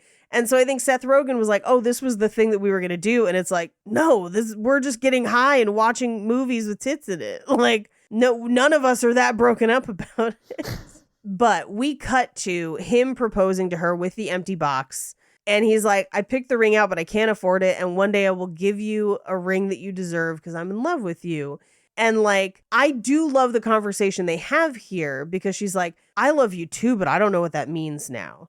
And she's incredibly rational in this moment of like, I love you. I care about you. We're still figuring this out. We have not known each other that long. Let's not also complicate this by trying to get married. We just need to figure that we're in a weird situation and we have all the time in the world after the baby is born. Yeah. And it's because she's so rational here that when they try to paint her as crazy later, I'm like, no. Oh, no, I know. This is I the agree. woman we just talked to. But this would have been a good opportunity if it was better written to be like, I do have feelings for you. I do love you, but you have to do, like, this is what I need. These things. Yeah. Yeah, because she does not define expectations clearly. Right. Right. She gets close, though. I mean, I do think she gets close to doing that, but because it was written by Judd Apatow doesn't. Right. Because the movie asked Seth Rogen to do nothing, really. Zero. It asked her to do everything. Yes. But I really love that she was like, no. Like, I love you, I care about you, but no. It would be another complication that we don't need. And she's right. Like 100% she's right. Yeah. And you should probably not marry someone you've only known for 17 weeks. I think that's why she's right. I think a lot of people get married because they've been together for 3 years and she gets pregnant and they want to get married before the baby starts to show. That's a completely different situation to me. Like, she met this dude one time, didn't speak to him again for 8 weeks, and then have started dating since the revelation of her being pregnant. That's different stakes. That's a different relationship. Also, controversial take. If you're not ready to get married and you're also having a baby and you don't want to be pregnant in your wedding photos or whatever, do it after the baby's born. Like, have the baby be the ring bearer and stuff. Yeah, absolutely. You got options. Yeah. Anyway. Don't get married till you feel like you're ready to. Right. Anyway, it is very sweet. This is one of the few scenes of the two of them together that I think is the closest to what we would need it to be for this to be a love story. Yeah. But I think ultimately, and I was going to talk about this when we gave it a ranking, I don't think this is a rom-com, really. No, not really. Yeah. Okay. Well, we'll talk about it later. Or at least it does not focus on their relationship as much as his experience going through this. It's like how his life changes when he got Katherine Heigl pregnant. Right. Yeah. Exactly. Yeah, I mean, that's a good summary of the movie. Yeah. Yep. But we come back to the house with Leslie Mann and the kids, and she's like, I'm pretty sure Paul Rudd's cheating on me. And I do love that all of them are like, I don't think so. Like, I don't think this has been happening, but she starts snooping through his emails to try and find addresses and stuff. Cut to 24 weeks. So she's now 6 months pregnant. Yes. She still hasn't told word. And showing, like. But showing, yeah. Yes. They go to dinner. And there's this conversation, it's like a double date. Leslie Mann and Paul Rudd, her and Seth Rogen. And Seth Rogen and Paul Rudd have this conversation of like, man, babies like kill all the shit we want to do. Sitting next to the women who it has cost immeasurably more to potentially have these kids. Yeah. And they're like, and you're complaining. Like, oh, so you don't get to do what you want to do. Oh, nice. It's a real gross conversation. I do think the movie understands that it is, and that's why it's having it. Yeah, I don't think it's positioned as a great conversation. Yeah. Yeah, I think it's showing them as out of touch, but then it doesn't do much to bring them back into touch after, Right. which is kind of the challenge. But we cut to them having sex later, and he's worried that he's going to poke the baby.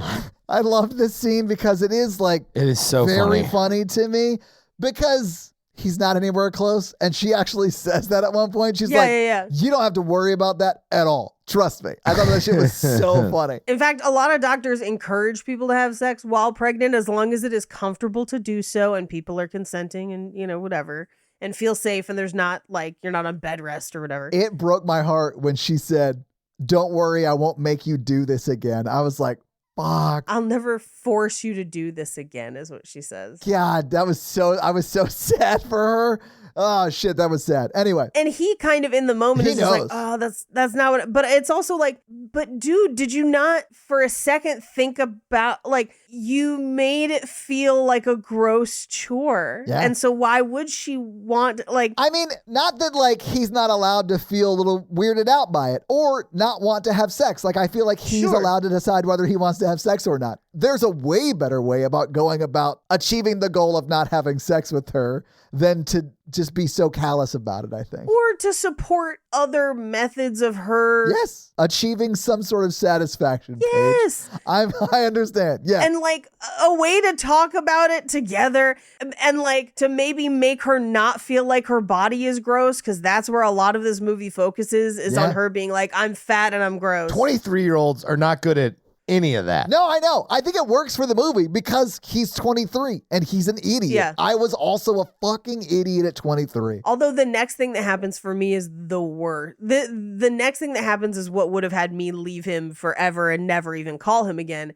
is because they're in the house when now I have lived through many an earthquake. The earthquake depicted in this movie, bad one. Oh yeah, it looks rough. Yeah. It's rough. It wrecks part of the house. Yeah, it throws things out of the like dressers that like are in the house. Like that's a pretty significant one. Yeah. When I was in San Diego, like I slept through 3 of them. Yeah. There are plenty that you get that we don't feel. This is one you feel. This is one you feel. This is like DEFCON, whatever the highest DEFCON is. DEFCON Richter scale. Like, it's up there. There you go. And he runs out of the house to protect his bong without even checking on her. He forgot she was there, Paige. He was forgot so she was high, there. he forgot she was staying the night. Yeah. That's a level of high. That's like... Yeah, and it's one of those things where it's like, I'm not saying don't blaze up. I get it. People do what they do, whatever. But if you're responsible for the safety of other human beings, you gotta be responsible for that safety. Getting so high you forget someone's there, that's the problem. I don't care if you're just like blazing a J to calm down.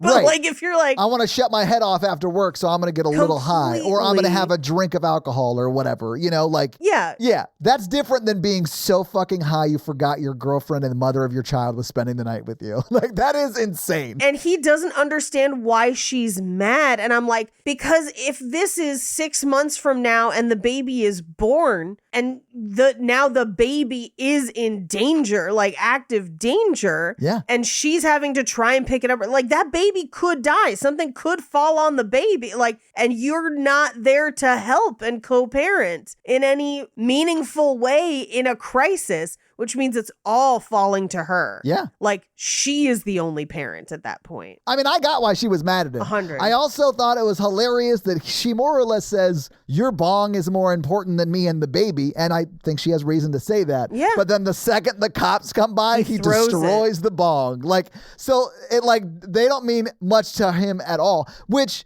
we come to find out in the next scene, like he hasn't even read the baby books. Like a lot of the stuff that he did to build like her faith in him early on, we see he hasn't actually followed through on that. Yeah. Right? Because that day he like bought those baby books and bought her a book even. Yeah. Like, I feel like that was when she was like, okay, I'll give him a chance because he is trying to do and be better. And he's just fully not at all. He's not. And she does find a bank statement so that he's only got $117. Now, here's the thing. I will say, probably a lot of unintended expenses over the last couple of months because of the baby, for sure. But get a job. Like, you've already learned that the website's not going to be the thing because it already exists. Oh, he should have got a job the next day. What are you doing every day? Yeah. Every day. And again, I'm not the biggest fan of capitalism, but I also am a realist of what it takes to survive in our current society, which means that like, if I got to flip burgers tomorrow, I'm flipping burgers tomorrow, and it is what it is. Yeah. Like, and the fact that he has gone at this point in the movie almost like 4.5 to 5 months without even looking for a job is bonkers to me. Yeah. Yeah. That they don't talk about that, I think, is like a super disservice to the film. Yeah, because that also means that she is completely financially supporting them. But we cut to 28 weeks where Leslie Mann thinks that Paul Rudd's cheating, so they go with her on like a stakeout. But it literally just turns out that he's doing fantasy baseball with Paul Feig, who wrote Bridesmaids. I didn't realize that was the guy who wrote Bridesmaids. That's awesome. Yeah. Yeah, that's great. That's funny. And they have like this like relationship defining moment in the driveway. I wouldn't say, I mean, they clearly don't get divorced. There's a whole movie about them, but she doesn't let him come home. She's like, I don't want you staying at the house tonight. So he's like couch surfing or whatever. I think he gets a hotel. I mean, yeah, but he's like not able to stay at home because of this. Yeah. And I sort of like understood why she was so sad. Like, you don't have much free time as it is because your job is demanding on nights and weekends and whatever. Yeah. And I want you to want to spend time with me. I understood that. I do. I understand both of them, but I feel like the key problem is that they don't feel like they can communicate these needs to each other. Yes. Oh, so they come out in crazy ways. I agree with that completely. Yeah. Because I feel like if they could communicate these needs to each other, this wouldn't have been a surprise and he wouldn't have lied about it. I don't think he wanted to lie. Me either. I think he just wanted to go to fantasy football or fantasy baseball. And I think her wanting to spend time with him and wanting him around is valid too. But I also think that she hadn't communicated that in a way that makes sense. I think it's coming out as nagging, but it's because he's, again, is it weaponized incompetence? Like, she's constantly feeling like she is having to do everyone's job and she never gets time off.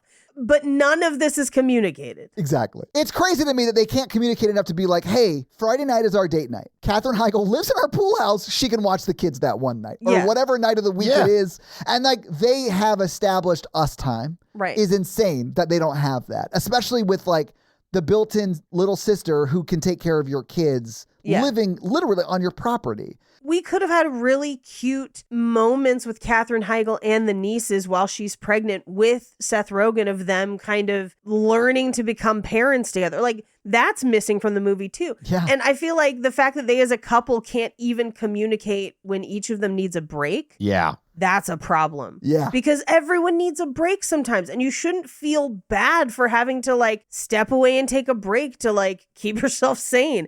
But like you also in a family unit in a system where you've got like kids and stuff, you have to be conscious that everyone else is also a person and also needs breaks. And you have to coordinate it together. You're a team. You got to work as a team. Yeah. Anyway, so we cut to Katherine Heigl and Seth Rogen going to the gynecologist, and she's like, I can't believe what an asshole Pete is.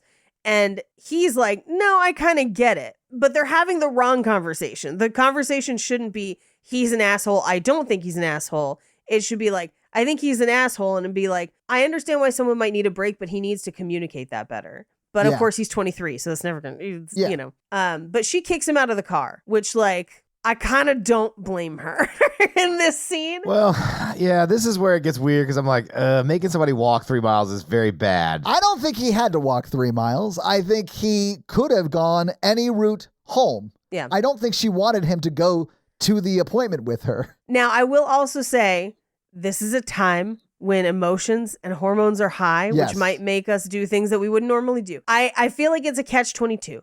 Because I feel like if he does go to the appointment, they're going to get in a fight, which is what happens. But if he doesn't go to the appointment, how dare you not go to the appointment? Oh, yeah.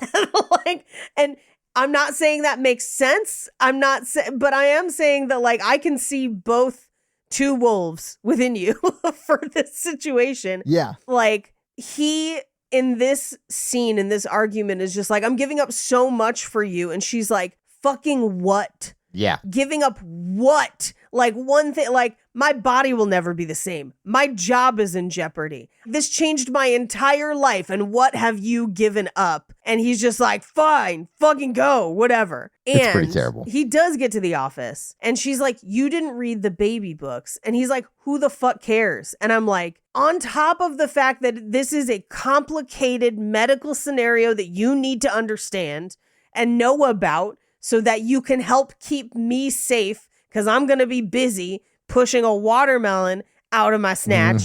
On top of that, it's disrespect. This is a huge thing that's happening to me. This is a need I have in our relationship. This is something we're going to have to do together. You are my partner in this group project.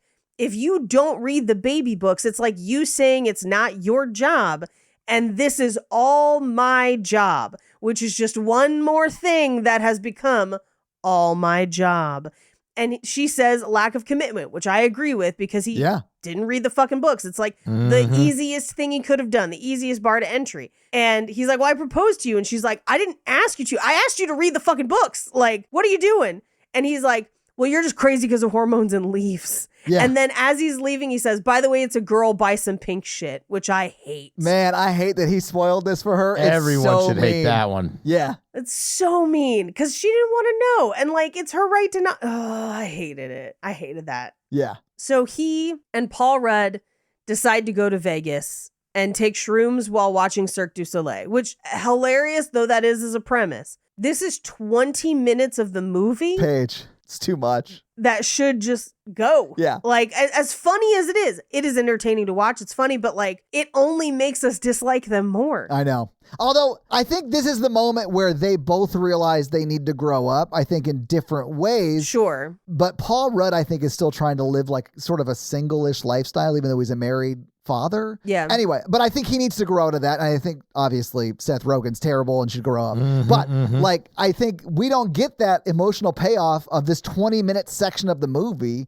until the chair scene, which is the only part of it I really found very funny. And that's when they're like high as shit on shrooms. And you could have just done that one scene. Yeah, that's what I'm saying. You already set up the premise that you're going to Cirque du Soleil in Vegas on shrooms. Yeah. It's funnier to me if you don't make it because you're already high on shrooms and you're too obsessed with chairs. And that cuts out the 17 minutes of this that we don't need. It's just like the pacing in this is so bad. If I had a nickel for as many friends as I've had that have missed shows in Vegas for similar reasons. Sure, yeah, absolutely. Like, I think that would resonate more. It would be funny, and it cuts out some stuff that you don't really need. Yeah, because essentially what we see is them have like a fun party time, but they did pick, I think it's Mystère is the name of the Cirque du Soleil with the giant snail, because it has like a giant baby in it, and I think that they were like, this is triggering or whatever.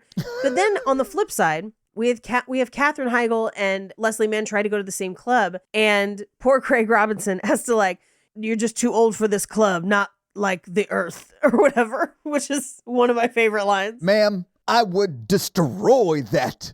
Yeah. But then we cut back to the 5 different kinds of chairs where they actually have like a decent conversation, but it's still just from their perspective, and they still don't super understand the perspective of their partners. Yeah. Except for when he's like, she loves me and she wants to spend more time with me, and I can't accept that love. And I was like, that's not really the problem. Yeah. Like, it's a problem. I'd say it's a symptom of larger problems, but I think it's good that they are doing anything remotely close to self-reflection. Like, that's a step, I think, in the right direction for them. This is not therapy, but like, It's a good step. yeah, it's a good step towards that path. And this is really the only scene that I need of them in Vegas, because it is funny. Yes. Paul Rudd bringing in, there are 5 types of chairs in this hotel room, and then like breaking down the chairs. Like, it's very funny, and they're all very good in this scene. But this is all we needed in Vegas. yeah, and they have the whole Vegas thing, and the 2 girls just get turned away at that club once and just go home. And then on the way home, they're like, I still love him. And I was like, this is fucked up. This is bullshit.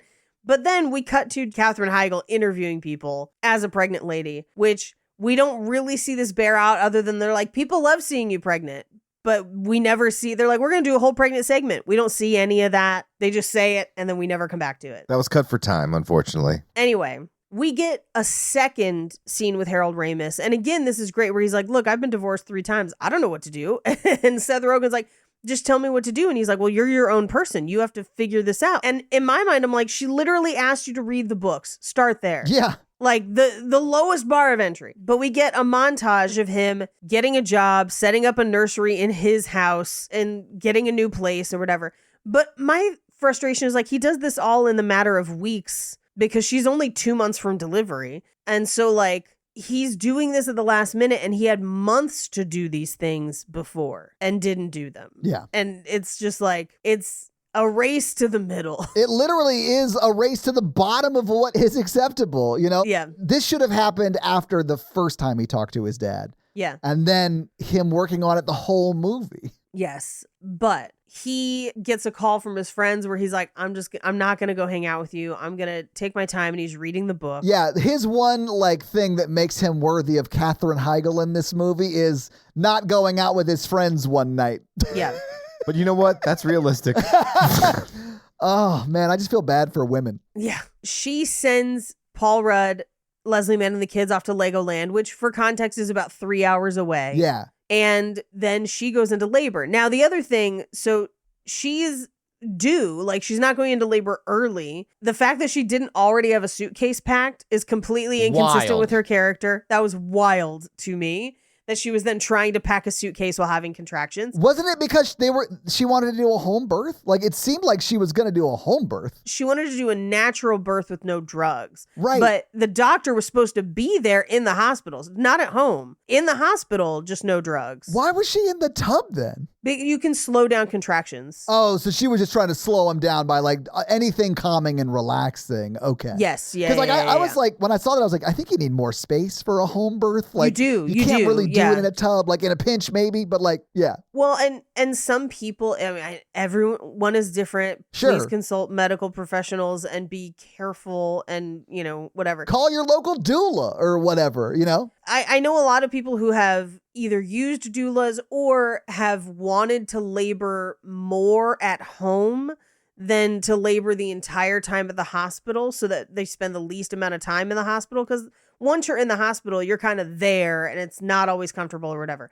So I think she was just doing it to slow down contractions. I mean, that makes sense, yeah, because essentially, like, it does give Seth Rogen the time to try and call the doctor, and he's, like, trying to be calming, and there's these very funny back and forths of him, like, cussing out the doctor on the doctor's voicemail, and then him coming back in and, like, trying to be very, very calm with her, and he eventually does, like, tell her what's going on. He's like, this is going to sound worse than it is. Yeah. But the doctor's at a bat mitzvah in San Francisco. And she goes, bat mitzvah? And he goes, it's a rite of passage. And it's just very, like, it's very funny the way, like, the back and forth. But then they get off their asses and go to the hospital. Anyway, they get to the hospital. He has read the books, so he actually is prepared and knows what to do. He read 3 of the books, he said.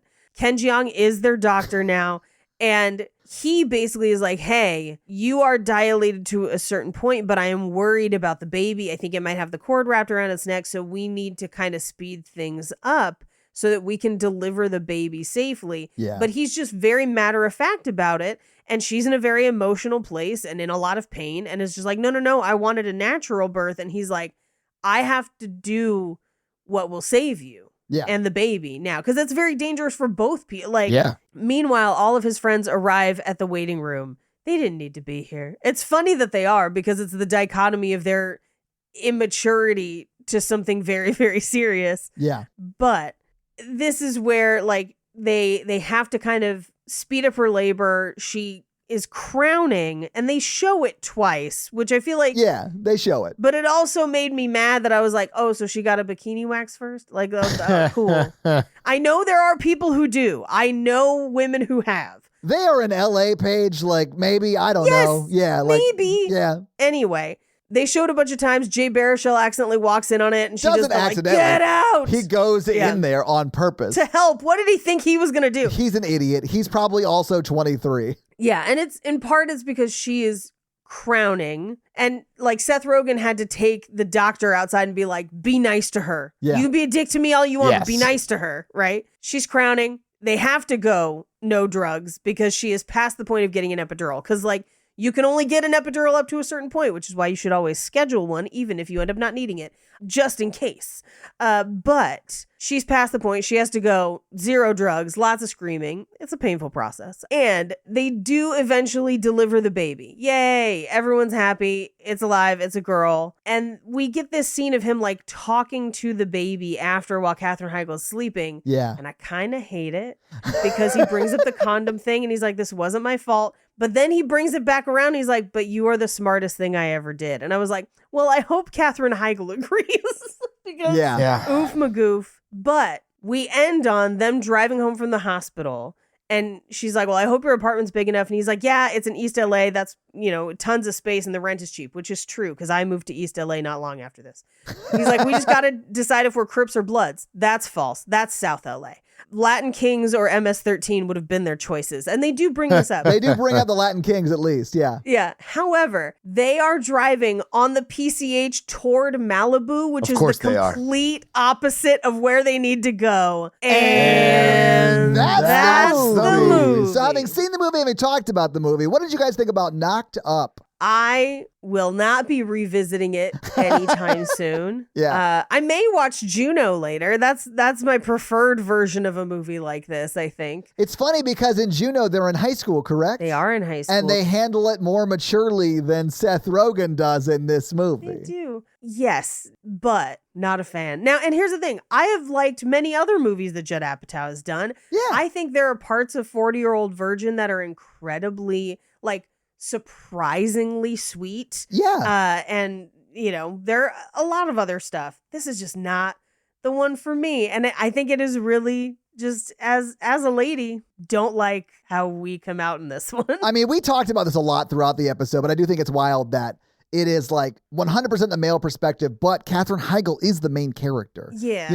It's very strange to see a movie that is following her, but really only gives you his side of it, like what it would be like for him. I think the movie thinks he's the main character, but in order to get to story points, we have to follow her. Yeah.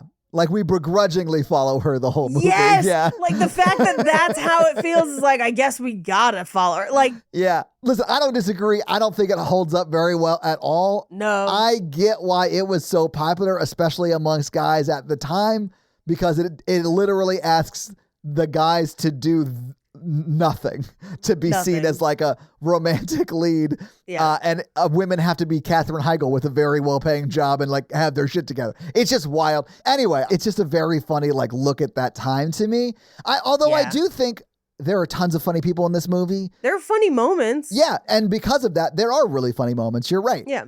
So, like, did I laugh a few times watching this? Sure. Absolutely. There are really funny jokes. The beard shit holds up. When they ask, they're like, is that his rabbi? And then Paul Rudd goes, no, I think that's Modest Yahoo. Yeah. Is one of my favorites. So funny. So hysterical. I also love every time they're like, hey, Cat Stevens, was it hard when you changed your name? Like, it's so, every single one they hit. Hilarious. But was I also watching this movie thinking, oh, God, I'm going to have to get lectured by Paige, and deservedly so, because this does not hold up great. So, yeah. Well, you didn't make it. No, I didn't. We would have had to do it eventually anyway. I know. We're going to have to do Shallow Hal, and that one's worse than this. Oh, Anyway, but Mikey, what'd you think about it? I thought it would be a lot worse rewatching it again. I thought they ended up together, and that would have made it worse. Yeah. So I guess my expectations were like really low because I was like, man, I really liked this when it came out. And I was like, oh, I bet this is terrible now. And it wasn't like terrible. Watching it as a kid, I think you think more like the characters, which makes more sense. Yeah. And as an adult, you're just like, oh, these stupid kids. Yeah, that is how I felt watching this. Mm-hmm. But Paige, do you have any fun facts for us? Yeah. Well, hit us with your fun facts. Knocked up fun facts. I don't know if you guys noticed, but all of Ben's friends, with the exception of Paul Rudd, keep their real first names for their characters' names. I did notice that, yeah.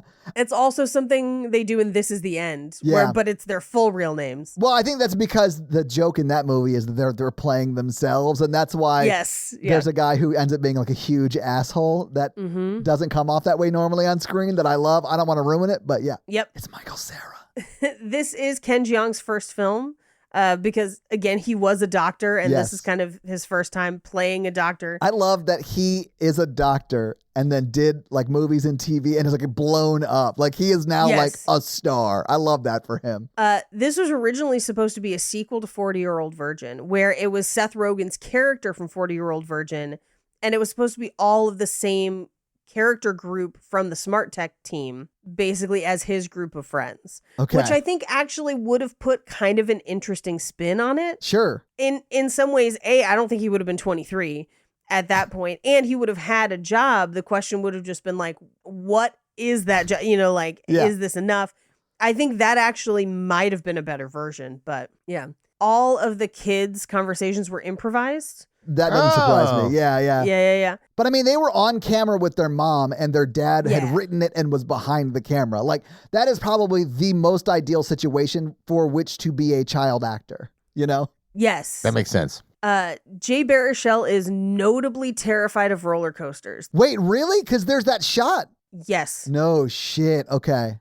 So originally he had told Judd Apatow that he would agree to be the naked guy in the earthquake scene if he didn't have to ride the roller coaster, but Apatow made him ride it, and that's why Jason Segel is the naked guy in the earthquake. Okay. I think because Apatow wanted his reaction on the roller coaster, which is real. I think they only got one take. That's me on roller coasters too, man. I fucking hate them. And I still feel terrible, and I will never ask you to do that again. I am so sorry. I love that picture. I think Mikey took it maybe of like all of us right before like it takes seconds off. Before we leave, and you can see on my face, I'm like, I hate my life. Because I had just been like, oh, right, I forgot to tell you this goes backwards. Yeah.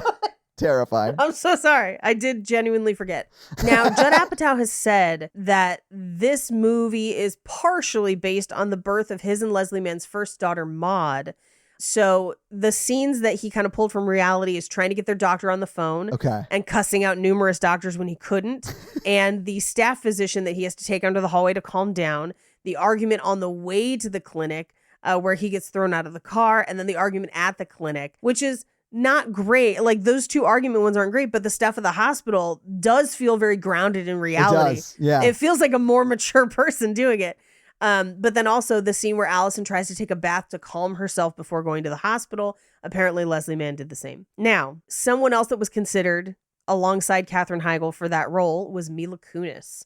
And she did not get it, but Judd Apatow really liked her audition, and that's how she got Forgetting Sarah Marshall the next year, which he produced and didn't direct.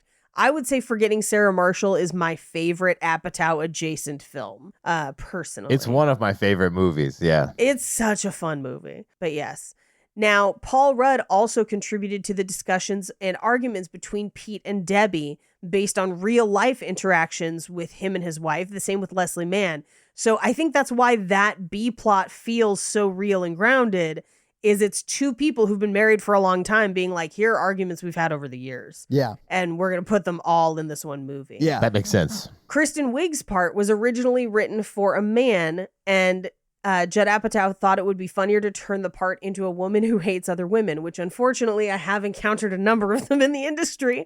And so even though, yes, it probably would be another man, there are definitely some Kristen Wiigs out there. I think Kristen Wiig does an amazing job playing that part. Yeah. Yes. She's so funny. Charlene Yee, she plays Martin Starr's girlfriend. Yeah. Originally only had one line, but her improvs were so funny. They just let her riff and generate her own lines. So all of her lines of dialogue are improv too. Good and for they're her, man. bonkers. Yeah. That's one of the other things that made me laugh and held up, oddly enough. Now, originally, Anne Hathaway was in the role that Katherine Heigl has. Okay. So there are conflicting stories about why she dropped out. There's a crazy one, and then one that Anne Hathaway tells. Okay, so tell the one Anne Hathaway tells, and then tell us the, quote, alleged truth. So Anne Hathaway has said in a 2012 interview that she dropped out of the movie because she had no experience giving birth, and she was unsure if she could convincingly portray the delivery scene. All right, now tell us the alleged truth. Yeah. Good, that sounds super made up. Yeah. Also, she and Seth Rogen were basically the same age, and there is supposed to be an age gap, and so she thought they also looked too close in age. Here's the crazy story. According to Judd Apatow and a couple other people, Judd Apatow originally planned to use real footage of a woman giving birth for the delivery scene. Okay. But child labor laws require the infant to have a work permit. That's wild. Okay.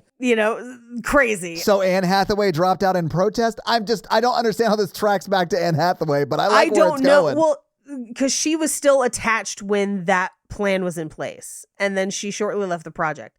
So some people say that she left the project because they were going to use the real footage. Okay. Yeah, strange. Yeah. I don't know. That'd be a weird reason to quit. Now, here's the thing, though. Depending on how you shoot your real footage, TLC channel has live birth footage on it all the time. It's just not shot from between the knees. Yeah. Jonah Hill genuinely does have a fear of hospitals. Nosocomophobia. Okay. He does seem very believable when he's like, there's a room full of dead bodies back there. You want to fall out and cough malaria into your face? That. I believed it. Yeah. Yep. I'll end on this one because this is pretty fun. Knocked up, the phrase knocked up, doesn't mean anything in most languages. So they had to change the title in most countries. Oh, wow. So okay. in Russian, it was a little bit pregnant. In Brazil, it was slightly pregnant. In Italy, it was very pregnant. And in Portugal, it was bloody bad luck. And those are your fun facts. I honestly think bloody bad luck nailed it. So well done, Portugal. But Paige, thank you for those fun facts. Let me hit you with some box office stuff. So what do you think the production budget was for Knocked Up in 2007? I'm going to say this cost $40 million because of how many people are in it. They're mostly small, though. They're mostly small people, but there's also a lot of famous cameos, and he's coming right off of 40-Year-Old Virgin. I think people gave him money to make this movie. What do you think, Mikey? I do think it made a lot. I'm going to say 30. Okay. Mikey, you're closer. It's $27.5 million. It looks good for 27. I think so, too. I think the reason he was able to make this movie for this money is because almost everyone in this movie got way more famous after this movie. In the few years after this movie. Jason Segel blew up. Yeah. A lot of the SNL crew that were, you recognize them from, they were on SNL. I know them, you know? And years after this, Barry's a hit. Kristen Wiig's in Bridesmaids. Everyone's super famous after this movie. So yeah. I think some of the more famous cameos, were probably done for favors. Yeah. On scale or whatever. Yeah. Anyway, so it only cost $27.5 million to make, which is roughly $41.4 million today. But This movie premiered on June 1st, 2007, and it was number 2 in the box office that weekend. It was beat by Pirates of the Caribbean at World's End. Number 2 was, of course, Knocked Up, as I mentioned. Shrek the Third was 3rd that week. Mr. Brooks is number 4, and Spider-Man 3, which they joke about going to in this movie, was 5th in the theaters and had only been out 5 weeks. So they looked up what movies were coming out around that time and wrote that into their script like months before so they could have that joke, which I appreciate. Anyway, what do you guys think Knocked Up made in its opening weekend? Opening weekend, it was number 2. I'm going to say it made 16 million. Okay. Mikey, what do you think? I think it made 25. Mikey, you're closer. It's $30.6 million. Damn! It was number 2 in its first week, and it was number 3 for its next 2 weeks. It was then 5th in its in its 4th week. It did make money. Yeah, I thought it took longer, but... Yeah, no, it was a hit when it came out and stayed pretty well in theaters. It was in theaters for a total of 17 weeks, too, so it was in for a while. What do you think it made domestically at the box office, though? Oh, I'm going to say 105. Okay. Paige, what do you think? I'm going to say 83. Guys, it made $148.7 million. It made so much money. Yeah. Well, this was the time of the R-rated comedy, man. It was, man. This is Judd Apatow's like heyday. Yeah. So internationally, it also brought in another $70 million for a total of $219.2 million, which if you adjust for inflation, is $330.2 million. Jeez. But it wasn't done there because this came out also in the heyday of DVD and Blu-ray sales. Yep. For which it also made $118 million. It still exists in bargain bins today. This movie made money. I remember falling asleep to the scene of the dance club because it would play in the background of the DVD menu. Oh, yeah? But that is your box office. So, do you want to hit him with that romance scale? Yeah, romance scale is a scale of 1 to 4. How romantic we found the film today. Paige. This is a hard one for me. I don't find this movie romantic. I said this before, and we sort of talked about it then, so I won't re-engage it, but it's not a romantic comedy. This is a 1. Yeah. This is a 1 for me as well, friends. And that's our romance scale. Hell yeah. So this week, I made you guys watch Knocked Up. Paige, is it your turn? It is my turn. So what are we watching next week? I'm so excited. Good. What are we watching? Oh, you sent us the trailer for this. I made you guys watch the trailer earlier this week. Let me explain. Paige saw a certain Sprouse in a movie and then wanted more of that Sprouse. No. The Facebook group is responsible. Yeah, for let's this. blame the Facebook group on your current kink. They posted the trailer in the group. That's where I saw it first. Okay. So after we watched After We Collided, which did feature Dylan Sprouse. Right. In the Facebook group, someone posted, they're like, if you think that's crazy, you should watch this other movie he did by the same people that made the After movies. Because it's the same production company, and in fact, the same director for After We Collided. What's scary to me is they pump out those movies so fast that just the After movies can't be good. Yeah. And then this one, and then there's a sequel to it that came out like this year as well. I can't wait. It's named after a 311 song, I think. Is it called Amber is the Color of Your Energy? No, it's Beautiful Disaster is the name of the movie. That is a 311 song. And it seems to be about Dylan Sprouse being in a fucking fight club. And then, like, whoever your Tessa stand-in is basically falling for him. The movie is Beautiful Disaster. The trailer is a bag of crazy, where they go from having sex to her pulling a bunch of cash out of a mattress. What is happening? That's how you make cash, Paige. That's how that's where cash comes from. That's where Cash Baby's made. That sounds amazing. I can't wait to watch it. But that'll be your homework for next week, is to watch your favorite 311 song put on film, Beautiful Disaster, and then check back for that episode. Disaster. So, Mikey, do you have a review for us to read? Oh, no. Totally forgot. Well, then I'll look up a Spotify comment that someone left on our After We Fell episode, which was the most recent episode we did. This scary comment is from someone called Candace, and she says, "Yikes on bikes. Harden's bullshit in this first hour was giving me PTSD from a previous relationship. And yes, I did go to therapy. And so good for you. And hopefully that is a relationship you're no longer a part of." But Mikey, whose review are you going to read this week? Batsy Books. Well, what does Batsy Books have to say? Got me watching wom-coms. Well, all right. I've always enjoyed romantic comedies, but I had stopped watching them. Since I've started listening to Paige, Mikey, and Todd, I now look forward to watching the movie of the week. I had forgotten how much I enjoy the fully ludicrous, cheesy moments of these films, and listening to y'all talk about them always brightens my day. Oh, and the theme songs? I sing them randomly because they're all hits. 5 stars. They are all hits. Yeah, and that is Paige's sister, and sometimes Paige's dad and sister singing our theme songs. I love it. Well, thank you so much for that awesome 5-star review and Spotify comment. And if you want to have us read your Spotify comment or 5-star review, leave us one of those things. So, guys, if you like this power throuple that we have here on this podcast, make sure to check out our other podcast, The Horror Virgin. And that is the only other podcast that Mikey and I are on. But Paige gets around, and she is on 2 other podcasts, Black Card Rehab and Cult Podcast. So guys, definitely check out those because they're amazing. If you want to follow us on social, we are at Romancing the Pod Show. Yes.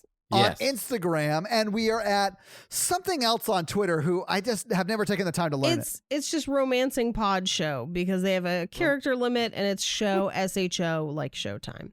So guys, check that out as well. And if you want to follow us all individually, Paige is at Rampage Wesley everywhere, including TikTok, except for Twitter, where she is at Paige Wesley. Mikey is at MRandolph24, and I am at Todd J. Awesome everywhere. And guys, we got a P.O. box. So if you want to send us some love letters or whatever you might send to a P.O. box, it's actually not a P.O. box. It's like a regular street address. It's pretty awesome. It's 6688 Nolensville Road, number 108-34, Brentwood, Tennessee, 37027. So send us some stuff. Yeah. That's going to be it for us, you guys, on Paige. I'm Mikey. And I'm Todd. And you complete us. To completion. Do you want to go halvesies on a baby? Katherine Heigl, you specifically, would you like to go halvesies on a baby with Mikey? Baby. She does have a great set of chompers, Mikey. I bet you'd be into it. I would probably see where that led. You consider. Yeah. Bye.